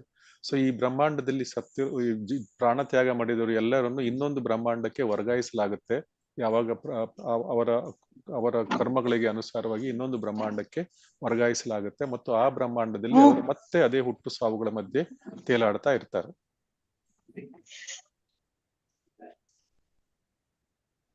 ಸೊ 16.19 19ರಲ್ಲಿ ಮತ್ತು 20.22ರಲ್ಲಿ ನಾವು ಭೌತಿಕ ಪ್ರಪಂಚ ಅಂದ್ರೆ ಏನು ಅಂತ ನೋಡಿದ್ವಿ, ಮತ್ತು ಆಧ್ಯಾತ್ಮಿಕ ಪ್ರಪಂಚ ಅಂದ್ರೆ ಏನು ಅಂತ ಈಗ ನೋಡ್ಲಿಕ್ಕಿದ್ದೇವೆ. ಈಗ 16ರಿಂದ 19ರಲ್ಲಿ ನಾವು ಭೌತಿಕ ಪ್ರಪಂಚದ ಬಗ್ಗೆ ತಿಳ್ಕೊಂಡ್ವಿ. ಈಗ ಏನಾಗುತ್ತೆ, ಇವಾಗ ಹುಟ್ಟತಾ ಇರುತ್ತೆ, ಸಾಯ್ತಾ ಇರುತ್ತೆ, ಮತ್ತು ಬ್ರಹ್ಮನಿಂದ ಎಲ್ಲ ಉತ್ಪತ್ತಿ ಆಗುತ್ತೆ, ಮತ್ತು ಬ್ರಹ್ಮನಿಂದನೇ ಎಲ್ಲವೂ ಹೊರಟೋಗುತ್ತೆ. ಸೊ ಬ್ರಹ್ಮ ತೀರ್ಕೊಂಡಾಗ, ಬ್ರಹ್ಮ ದೇಹ ತ್ಯಾಗ ಮಾಡಿದಾಗ ಎಲ್ಲವೂ ಭಗವಂತನಲ್ಲಿ ಕಾರಣೋದಕ ಶಾಯಿ ವಿಷ್ಣುವಿನಲ್ಲಿ ಲೀನವಾಗುತ್ತೆ. ಮತ್ತು ನಾವು ನಮ್ಮ ಟೈಮ್ ಬಂದಾಗ ಮತ್ತೆ ಕಾರಣೋದಕ ಶಾಯಿ ವಿಷ್ಣುಗೆ ಯಾವಾಗ ಸೃಷ್ಟಿ ಮಾಡಬೇಕು ಅನ್ಸುತ್ತೆ, ಮತ್ತೆ ಅವನು ಸೃಷ್ಟಿ ಮಾಡ್ತಾನೆ, ಮತ್ತೆ ಸೃಷ್ಟಿ ಮಾಡಿದ ಬ್ರಹ್ಮನನ್ನು ಸೃಷ್ಟಿಸ್ತಾನೆ. ಬ್ರಹ್ಮ ಇಲ್ಲಿ ಚಿತ್ರದಲ್ಲಿ ನೋಡಿರುವ ಹಾಗೆ ನಾವು ಕಾರಣೋದಕ ಶಾಯಿ ವಿಷ್ಣು ಕಾರಣೋದಕ ಸಮುದ್ರದಲ್ಲಿ ನಿಂತು ಮಲಗಿರುವುದನ್ನು ನೋಡಬಹುದು. ಮತ್ತು ಕಾರಣೋದಕ ಶಾಯಿ ವಿಷ್ಣುವಿಂದ ಕ್ಷೀರೋದಕ ಶಾಯಿ ವಿಷ್ಣು ಎಕ್ಸ್ಪ್ಯಾನ್ಷನ್ ಆಗುತ್ತೆ.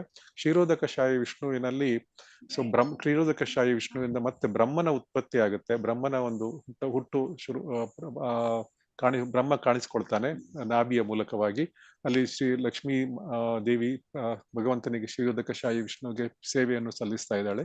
ಈ ಬ್ರಹ್ಮನಿಂದ ಈ ಬ್ರಹ್ಮ ಈ 14 ಲೋಕಗಳನ್ನು ಕ್ರಿಯೇಟ್ ಮಾಡ್ತಾನೆ. ಆ 14 ಲೋಕಗಳಲ್ಲಿ ಮತ್ತೆ ವಿವಿಧ 80 ಲಕ್ಷ ಯೋನಿಗಳ ಒಂದು ದೇಹಗಳನ್ನು ಕೂಡ ಬ್ರಹ್ಮ ಒಂದು ಮಾಡ್ತಾನೆ. ಸೊ ಅದ ನಂತರ ಕಾರಣೋದಕ ಶಾಯಿ ವಿಷ್ಣು ಆ ಎಲ್ಲದರೊಳಗೂ ಆ ಆ ಜೀವಿಗಳ ಕರ್ಮಗಳಿಗೆ ಅನುಸಾರವಾಗಿ ಯಾವ ದೇಹಕ್ಕೆ ಬೇಕು ಆ ದೇಹಗಳಿಗೆ ಆ ಜೀವಿಯನ್ನು ಇಡ್ತಾನೆ. ಸೊ ನಂತರ ಆ ಜೀವಿಯನ್ನು ಇಟ್ಟಿದ ಮೇಲೆ ಕ್ಷೀರೋದಕ ಶಾಯಿ ವಿಷ್ಣು ಎಲ್ಲ ಜೀವಿಗಳ ಹೃದಯದಲ್ಲಿ ಮತ್ತೆ ಅದು ಎಕ್ಸ್ಪ್ಯಾನ್ಷನ್ ಮಾಡ್ಕೊಳ್ತಾನೆ, ವಿಸ್ತಾರಗೊಳ್ಕೊಳ್ತಾನೆ. ಸೊ ಈ ರೀತಿಯಾಗಿ ಈ ಸೃಷ್ಟಿ ನಡೀತಾ ಇರುತ್ತೆ. ಸೊ ಈ ರೀತಿಯಾಗಿ ನಾವು 16ರಿಂದ 19ನೇ ಶ್ಲೋಕದಲ್ಲಿ ಭೌತಿಕ ಪ್ರಪಂಚದ ಬಗ್ಗೆ ತಿಳ್ಕೊಂಡ್ವಿ. ಸೊ ಇವಾಗ 20ರಿಂದ 22 3 ಶ್ಲೋಕಗಳಲ್ಲಿ ನಾವು ಆಧ್ಯಾತ್ಮಿಕ ಲೋಕದ ಬಗ್ಗೆ ತಿಳ್ಕೊಳ್ಳೋಣ.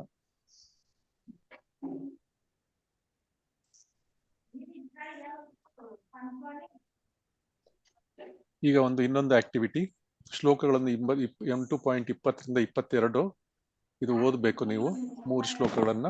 ಮತ್ತು ಆಧ್ಯಾತ್ಮಿಕ ಜಗತ್ತನ್ನು ವಿವರಿಸುವ ಪ್ರಮುಖ ಶ್ಲೋಕಗಳು ಮತ್ತು ನುಡಿಗಟ್ಟುಗಳನ್ನು ನುಡಿಗಟ್ಟುಗಳು ಅಂದ್ರೆ ಪಾಯಿಂಟ್ಸ್ ಡಿಸ್ಕಸ್ ಮಾಡಿಬಿಟ್ಟು ನೀವು ಈಗ ವಾಪಸ್ ಬರಬೇಕು. ಮತ್ತೆ ಒಂದು ಬ್ರೇಕ್ಔಟ್ ರೂಮ್ ಮಾಡ್ತೇನೆ, 4 ನಿಮಿಷಗಳ ಕಾಲಾವಕಾಶ, ನಂತರ 2 ನಿಮಿಷ ಮಾತಾಡ್ಲಿಕ್ಕೆ. 2 ನಿಮಿಷಗಳಿಗಿಂತ ಜಾಸ್ತಿ ಹೆಚ್ಚಿಗೆ ತಗೊಳ್ಬೇಡಿ, ಯಾಕಂದ್ರೆ ನಮ್ಗೆ ಎಲ್ರಿಗೂ ಲೇಟ್ ಆಗತ್ತಿಲ್ಲ ಅಂದ್ರೆ. ಎಲ್ರಿಗೂ ಪ್ರಶ್ನೆ ಗೊತ್ತಾಯ್ತಲ್ಲ? ಹರೇ ಕೃಷ್ಣ. ಎಲ್ರಿಗೂ ಪ್ರಶ್ನೆ ಗೊತ್ತಾಯ್ತಲ್ಲ? ಇನ್ನೊಂದ್ಸರ್ತಿ ಹೇಳಿ ಪ್ರಭುಜಿ. ಶ್ಲೋಕ 8.20ರಿಂದ 8.22 ಓದ್ಬೇಕು. ಅದು ತಾತ್ಪರ್ಯ ಓದ್ಬೇಕು. ಓದ್ಬಿಟ್ಟು ಆಧ್ಯಾತ್ಮಿಕ ಜಗತ್ತನ್ನು ವಿವರಿಸುವ ಪ್ರಮುಖ ಒಂದು ಸೆಂಟೆನ್ಸಸ್ ಏನಿದೆ ಅದನ್ನು ನೋಟ್ ಮಾಡ್ಕೊಂಡು ನೀವು ಯಾರಾದ್ರೂ ಒಬ್ಬರು ಟೀಮ್ ಲೀಡರ್ ಹೇಳಬೇಕು. ಸರಿ ಸರ್, ಅದು ಕೇಳಿಸ್ತಾ ಇರ್ಲಿಲ್ಲ ಸರಿಯಾಗಿ, ಅದಕ್ಕೆ ಕೇಳಿದೆ. ಓಕೆ ಮಾತಾಜಿ.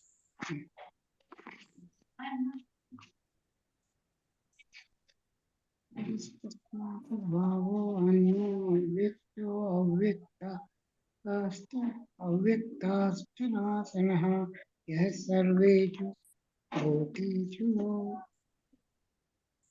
ನ ಸತ್ಯಂ ನಿಶಸ್ಯತೆ.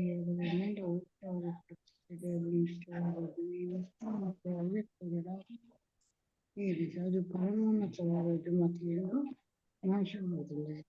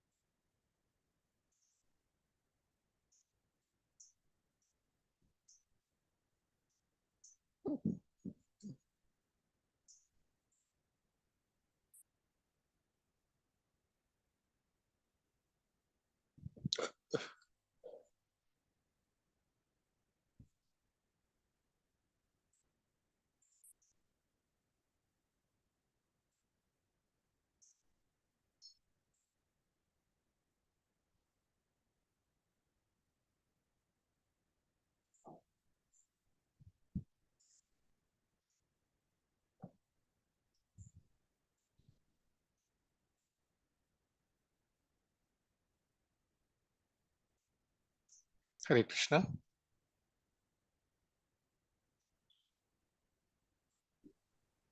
ಹರೇ ಕೃಷ್ಣ ಗುರುಜಿ.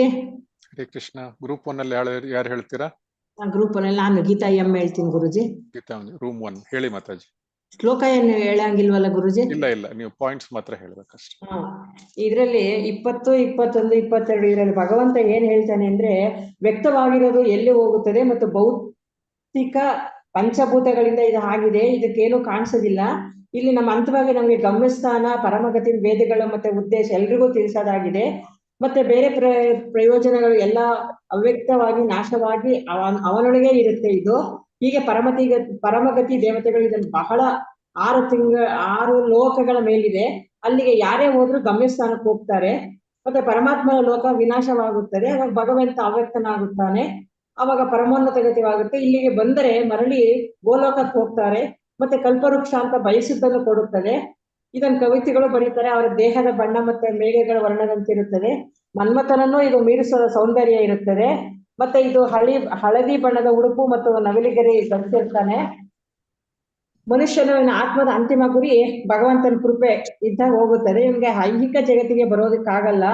ಮತ್ತೆ ಇದು ಅವ್ಯಕ್ತವಾದ ಲೋಕ, ಆನಂದದ ನಿವಾಸ. ಇಲ್ಲಿಗೆ ಬಂದವರು ಮರಳಿ ಹೋಗೋದಿಲ್ಲ. ಎಲ್ಲರಿಗಿಂತ ಶ್ರೇಷ್ಠವಾದ ಭಕ್ತಿ ಸೇವೆಯಿಂದ ಮತ್ತೆ ಪರಮಪುರುಷನ ಸೇವೆಯಿಂದ ಲಭ್ಯ. ಭಗವಂತನ ಪರಮಲೋಕಕ್ಕೆ ಹೋಗಬಹುದು. ಭಗವಂತ ತನ್ನ ನಿವಾಸದಲ್ಲಿದ್ದರು. ಮತ್ತೆ ಎಲ್ಲಾ ಜೀವಿಗಳು ಹೊರಗೂ ಒಳಗೂ ಇದ್ದಾನೆ. ಅವನಿಗೆ ಎಲ್ಲವೂ ಇದೆ. ಭಗವಂತ ಸರ್ವಾಂತರ್ಯಾಮಿ, ಎಲ್ಲಾ ಜೀವಿಗಳು ಅವನಲ್ಲಿವೆ. ಅವನು ಎಲ್ಲಾ ಜೀವಿಗಳಲ್ಲಿ ಇದ್ದಾನೆ. ಅವನು ದಿವ್ಯಾನಂದದಲ್ಲಿರುತ್ತಾನೆ. ಬಾಹ್ಯ ಶಕ್ತಿ, ಐಹಿಕ ಜಗತ್ತು, ಆಧ್ಯಾತ್ಮಿಕ ಅಂತರಿಂಗ ಶಕ್ತಿಯಲ್ಲೂ ಇದ್ದಾನೆ.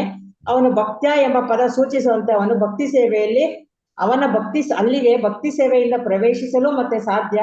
ವೇದಗಳು ಪ್ರಭುವನ್ನು ಒಂದೆಡೆ ಇದ್ರೂ ಕೂಡ ಬಗೆಬಗೆಯಾಗಿ ಫಲಪುಷ್ಪಗಳಿಂದ ತುಂಬಿ ಎಲೆಗಳನ್ನು ಬದಲಾಯಿಸುವ ವೃಕ್ಷಕ್ಕೆ ಹೋಲಿಸ್ತಾರೆ. ಅವನ ಶಕ್ತಿ ಎಷ್ಟು ವಿಸ್ತಾರ ಅಂದ್ರೆ, ಪರಮಪ್ರಭು ಬಹುದೂರ ಇದ್ದರೂ ವಿಶ್ವದ ಅಭಿವ್ಯಕ್ತಿಯು ಒಂದೇ, ಒಂದು ಕುಂದು ಇಲ್ಲದಂತೆ ಎಲ್ಲವನ್ನು ನಿರ್ವಹಿಸುತ್ತಾನೆ ಭಗವಂತ. ಹರೇ ಕೃಷ್ಣ ಗುರುಜಿ. ಹರೇ ಕೃಷ್ಣ ಮಾಜ, ಧನ್ಯವಾದಗಳು. ಗ್ರೂಪ್ 2 ನಲ್ಲಿ ರೂಮ್ 2 ಯಾರು? ಹರಿಣಿ ಮಾತಾಜಿ, ಆಯ್ತು, ಲಲಿತಾ ಮಾತಾಜಿ. ನಾನೇ ಮಾತಾಡ್ತೀನಿ ಪ್ರಭುಜಿ. ತಿಳಿಸ್ತೀನಿ ಪಾಯಿಂಟ್ಸ್ ನ. ಅದೇ ಇಷ್ಟು ತನಕ ಹೇಳ್ದಂಗೆ ಅವೇ ಪಾಯಿಂಟ್ಗಳು. ಏನು ಅಂದ್ರೆ, ಪರಮಪ್ರಭು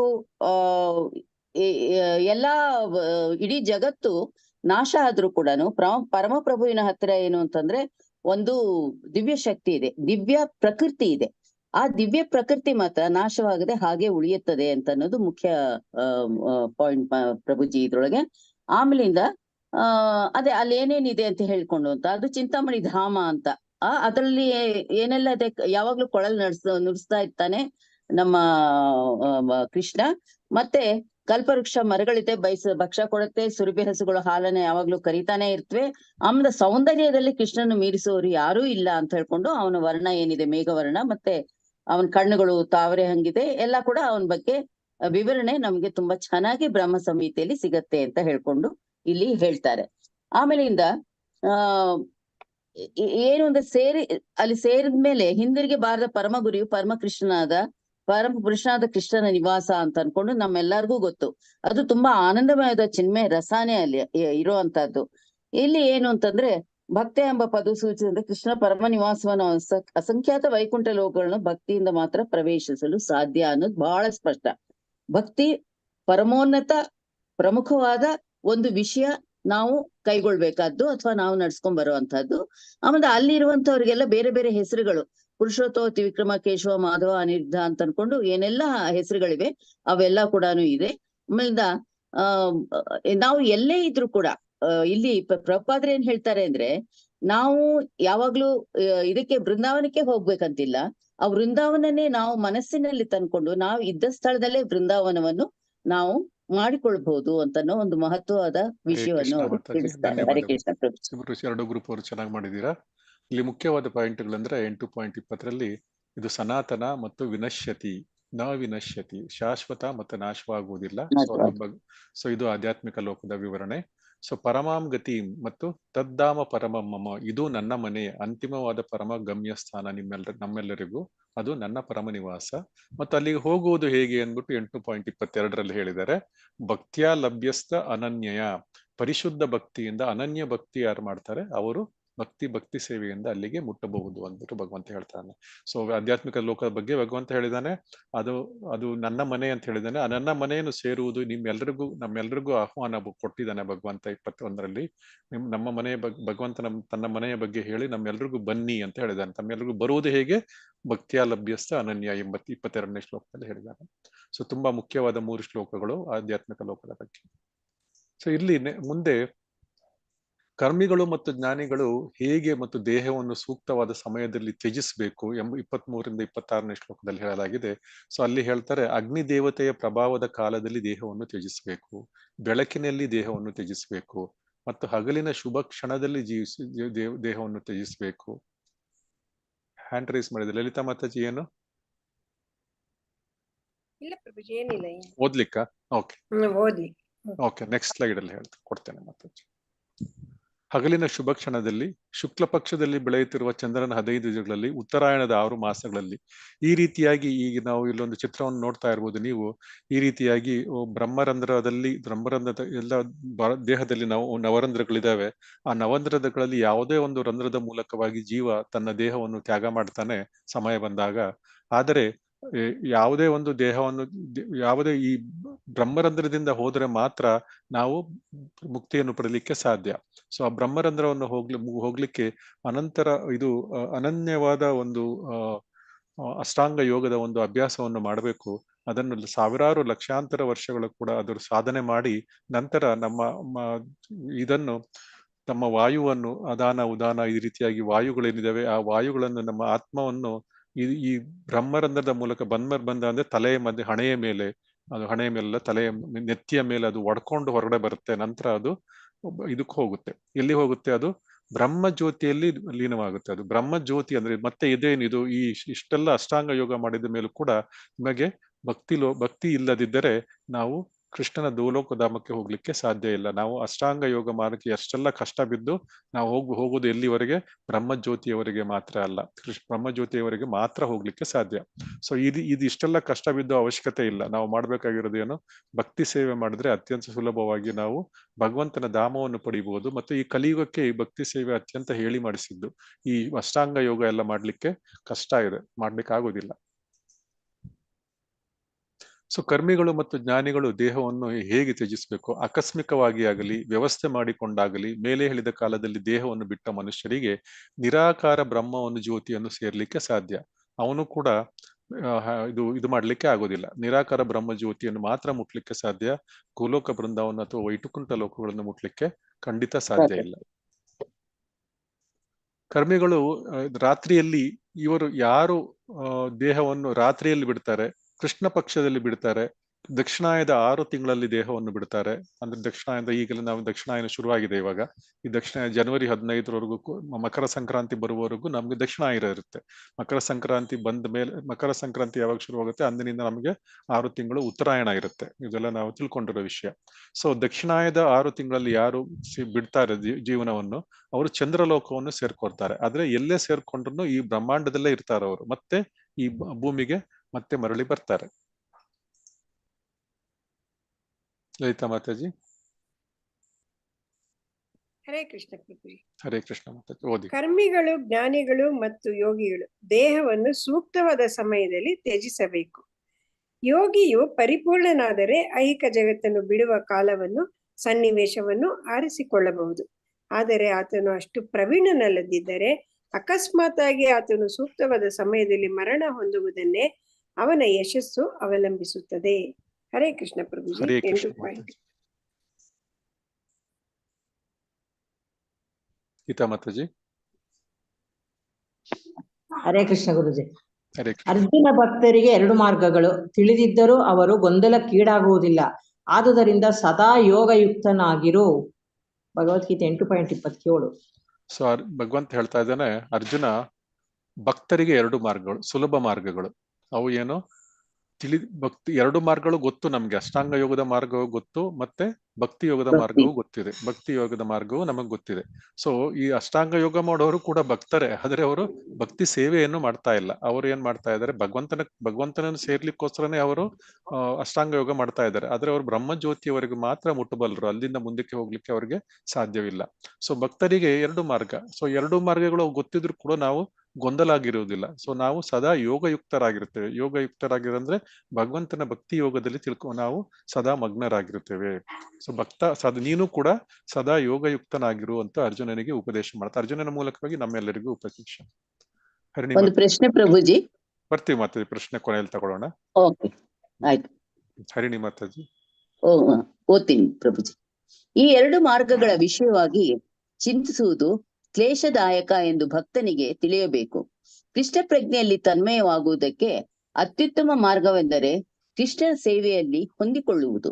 ಇದರಿಂದ ಆಧ್ಯಾತ್ಮಿಕ ರಾಜ್ಯಕ್ಕೆ ಮನುಷ್ಯನ ಮಾರ್ಗವು ಸುರಕ್ಷಿತ, ಖಚಿತ ಮತ್ತು ನೇರವಾಗುತ್ತದೆ.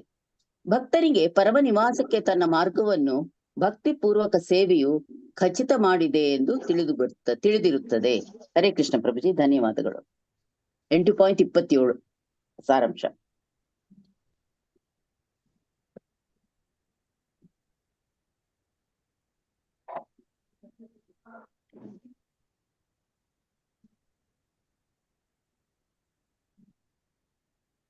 ఇంకొక సత్తి తుడుచుకోమా, ఇంకొక సత్తి.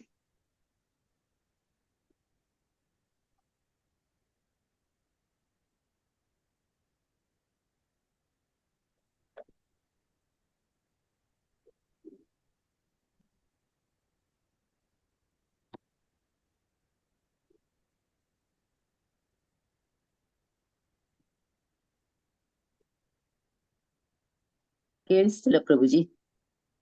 ಇಲ್ಲ ಪ್ರಭುಜಿ, ನೆಟ್ವರ್ಕ್ ಇಶ್ಯೂ.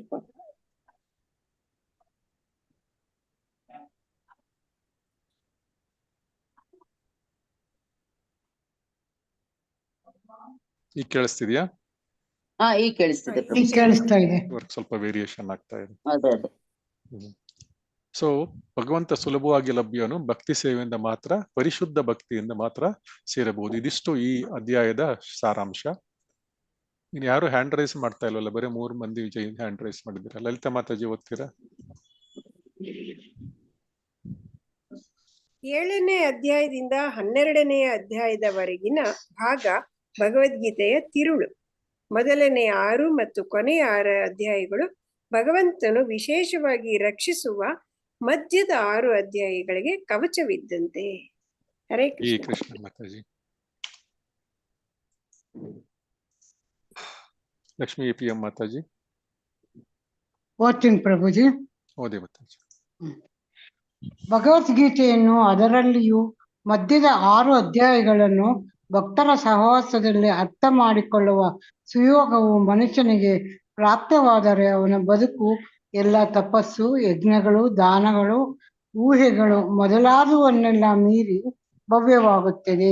ಏಕೆಂದರೆ ಈ ಚಟುವಟಿಕೆಗಳ ಎಲ್ಲ ಫಲಗಳನ್ನು ಕೃಷ್ಣ ಪ್ರಜ್ಞೆಯಿಂದಲೇ ಪಡೆಯಬಹುದು. ಹರೇ ಕೃಷ್ಣ ಪ್ರಭುಜಿ, ಧನ್ಯವಾದಗಳು. ಧನ್ಯವಾದಗಳು. ಈಗ ನಾವೆಲ್ಲರೂ ಭಗವದ್ಗೀತೆಯನ್ನು, ಈ ಮಧ್ಯದ 6 ಅಧ್ಯಾಯಗಳನ್ನು ನಾವೆಲ್ಲರೂ ಒಟ್ಟಿಗೆ ಕೂತ್ಕೊಂಡು ಓದ್ತಾ ಇದ್ದೀವಿ, ಮತ್ತೆ ಅರ್ಥ ಮಾಡ್ಕೊಳ್ಳಿಕ್ಕೆ ಪ್ರಯತ್ನವನ್ನು ಮಾಡ್ತಾ ಇದ್ದೀವಿ ಪ್ರಭುಪಾದರ ಕೃಪೆಯಿಂದ. ಮತ್ತು ಇಸ್ಕಾನ್ ಮಂಗಳೂರಿನ ಒಂದು ಸುಯೋಗದಿಂದ ನಾವು ಮಾಡ್ತಾ ಇದ್ದೀವಿ. ಒಂದು ಮನುಷ್ಯನಿಗೆ ನಾವು ಪ್ರಾರ್ಥನೆ ಆಗಿರೋದು, ನಾವು ಈ ಸುಯೋಗ ಏನು ನಮಗೆ ಪ್ರಾಪ್ತವಾಗಿದೆ, ನಮ್ಮ ಬದುಕು ಎಲ್ಲಾ ತಪಸ್ಸು, ಯಜ್ಞಗಳು, ದಾನಗಳು, ಊಹೆಗಳು ಇವನ್ನೆಲ್ಲ ಮೀರ್ಕೊಂಡು ಹೋಗ್ತಾ ಇದೆ ಅಂದ್ಬಿಟ್ಟು ಶ್ರೀಲ ಪ್ರಭುಪಾದರು ಹೇಳ್ತಾ ಇದ್ದಾರೆ. ಸೊ ಏಕೆಂದ್ರೆ ಈ ಚಟುವಟಿಕೆಗಳಿಗೆ ಎಲ್ಲಾ ಫಲವನ್ನು ನಾವು ಮಾಡ್ತಾ ಇರೋ ಕೃಷ್ಣ ಪ್ರಜ್ಞೆಯಿಂದನೇ ಪಡೆಯಬಹುದು. ಅದರಿಂದ ನೀವೆಲ್ಲರೂ ಎಷ್ಟು ಅದೃಷ್ಟಶಾಲಿಗಳು. ನಾವೆಲ್ಲರೂ ಇಷ್ಟು ಜನಗಳು ಕೂತ್ಕೊಂಡು ಇಲ್ಲಿ ಓದ್ತಾ ಇದೀವಿ. 6ನೇ ಅಧ್ಯಾಯದಿಂದ 7ನೇ ಅಧ್ಯಾಯದಿಂದ 12ನೇ ಅಧ್ಯಾಯದವರೆಗೂ ತುಂಬಾ ಒಂದು ಶ್ರೀಲ ಪ್ರಭುಪಾದರು ಅದರ ಒಂದು ಈ ವ್ಯಾಖ್ಯಾನವನ್ನು ಇಲ್ಲಿ ಕೊಟ್ಟಿದ್ದಾರೆ. ಸೊ ಅಟೆಂಡೆನ್ಸ್ ಲಿಂಕ್ ಹಾಕಿದ್ದೇನೆ ಚಾಟ್ ಅಲ್ಲಿ. ಸೊ ಇಂದಿಗೆ ಇವತ್ತಿನ ತರಗತಿಯನ್ನು ನಿಲ್ಲಿಸೋಣ. ಹರೇ ಕೃಷ್ಣ ಕೃಷ್ಣ ಕೃಷ್ಣ ಹರೇ ಹರೇ, ಹರೇ ರಾಮ ರಾಮ ರಾಮ ಹರೇ ಹರೇ. ವಾಂಛಾಕಲ್ಪತರುಭ್ಯಶ್ಚ ಕೃಪಾ ಸಿಂಧುಭ್ಯೇವ ಚ ಪತಿತಾನಾಂ ಪಾವನೇಭ್ಯೋ ವೈಷ್ಣವೇಭ್ಯೋ ನಮೋ ನಮಃ. ನಮೋ ವಿಷ್ಣುಪಾದಾಯ ಕೃಷ್ಣಪೃಷ್ಠಾಯ ಭೂತಲೆ ಶ್ರೀಮತೆ ಭಕ್ತಿವೇದಾಂತ ಸ್ವಾಮಿನಿತಿ ನಾಮಿನೇ. ನಮಸ್ತೆ ಸರಸ್ವತಿ ದೇವಿ ಗೌರವಾಣಿ ಪ್ರಚಾರಿಣೆ ನಿರ್ವಿಶೇಷ ಶೂನ್ಯವಾದಿ ಪಾಶ್ಚಾತ್ಯ ದೇಶತಾರಿಣಿ. ಜಯ ಶ್ರೀ ಕೃಷ್ಣ ಚೈತನ್ಯ ಪ್ರಭು ನಿತ್ಯಾನಂದ ಶ್ರೀ ಅದ್ವೈತ ಗದಾಧರ ಶ್ರೀವಾಸಾದಿ ಗೌರಭಕ್ತವೃಂದ. ಹರೇ ಕೃಷ್ಣ. ಎಲ್ಲರಿಗೂ ಧನ್ಯವಾದಗಳು. ಅಟೆಂಡೆನ್ಸ್ ಹಾಕಿ ಎಲ್ರು. ಮತ್ತೆ ಒಂದು ಸಣ್ಣ ಅನೌನ್ಸ್ಮೆಂಟ್, ಮುಂದಿನ 2 ಸಂಡೇಗಳು ಕ್ಲಾಸ್ ಇರೋದಿಲ್ಲ. ಇದು ಒಂದು ಜನ್ಮಾಷ್ಟಮಿ ಪ್ರಯುಕ್ತ ಮತ್ತೆ 18 ಮತ್ತು 25 ಕ್ಲಾಸ್ ಇರೋದಿಲ್ಲ. 18 ಬದಲಾಮ ಜಯಂತಿಯ ಪ್ರಯುಕ್ತ ಮತ್ತು 25 ಜನ್ಮಾಷ್ಟಮಿಯ ಪ್ರಿಪರೇಷನ್ ಪ್ರಯುಕ್ತ 2 ದಿನ ಕ್ಲಾಸ್ ಇರೋದಿಲ್ಲ. ನಾವು 1ನೇ ತಾರೀಕು ಮತ್ತೆ ಮೀಟ್ ಮಾಡೋಣ. 1 ಸೆಪ್ಟೆಂಬರ್. ಇದು ಆಗಸ್ಟ್ ತಿಂಗಳ ಕೊನೆಯ ಕ್ಲಾಸ್. ಎಲ್ರು ಇದು ಸಾಧನಾ ಚಾರ್ಟ್ ಶೇರ್ ಮಾಡ್ಕೊಳ್ಳಿ. ಎಲ್ರು ಹಾಕಿ ಸಾಧನಾ ಚಾರ್ಟ್ ಮತ್ತು ಅಸೈನ್ಮೆಂಟ್ ಕೊಡ್ತೇನೆ. ಅಸೈನ್ಮೆಂಟ್ ಓಪನ್ ಬುಕ್ ಪೋಸ್ಟ್ ಮಾಡ್ತೇನೆ. ದಯವಿಟ್ಟು ಎಲ್ಲ ಓಪನ್ ಬುಕ್ ಅಸೈನ್ಮೆಂಟ್ಸ್ ಮಾಡಿ. ಈ 2 ಇಮೇಲ್ ಇಲ್ಲಿಗೆ ಇಂದಿನ ತರಗತಿಯನ್ನು ಕ್ಲೋಸ್ ಮಾಡ್ತಾ ಇದ್ದೀನಿ. ಧನ್ಯವಾದಗಳು. ಧನ್ಯವಾದಗಳು ಪ್ರಭುಜಿ. ಧನ್ಯವಾದಗಳು ಮಾತಾಜಿ. ಹರೇ ಕೃಷ್ಣ ಪ್ರಭುಜಿ. ಹರೇ ಕೃಷ್ಣ. ಗುರುಜಿ. ಹರೇ ಕೃಷ್ಣ. ಅಟೆಂಡೆನ್ಸ್ ಹಾಕ್ತಾ ಇದೀವಿ ಪ್ರಭುಜಿ. ಆಯ್ತು, ಹಾಕಿ ಪರವಾಗಿಲ್ಲ. ಹರೇ ಕೃಷ್ಣ.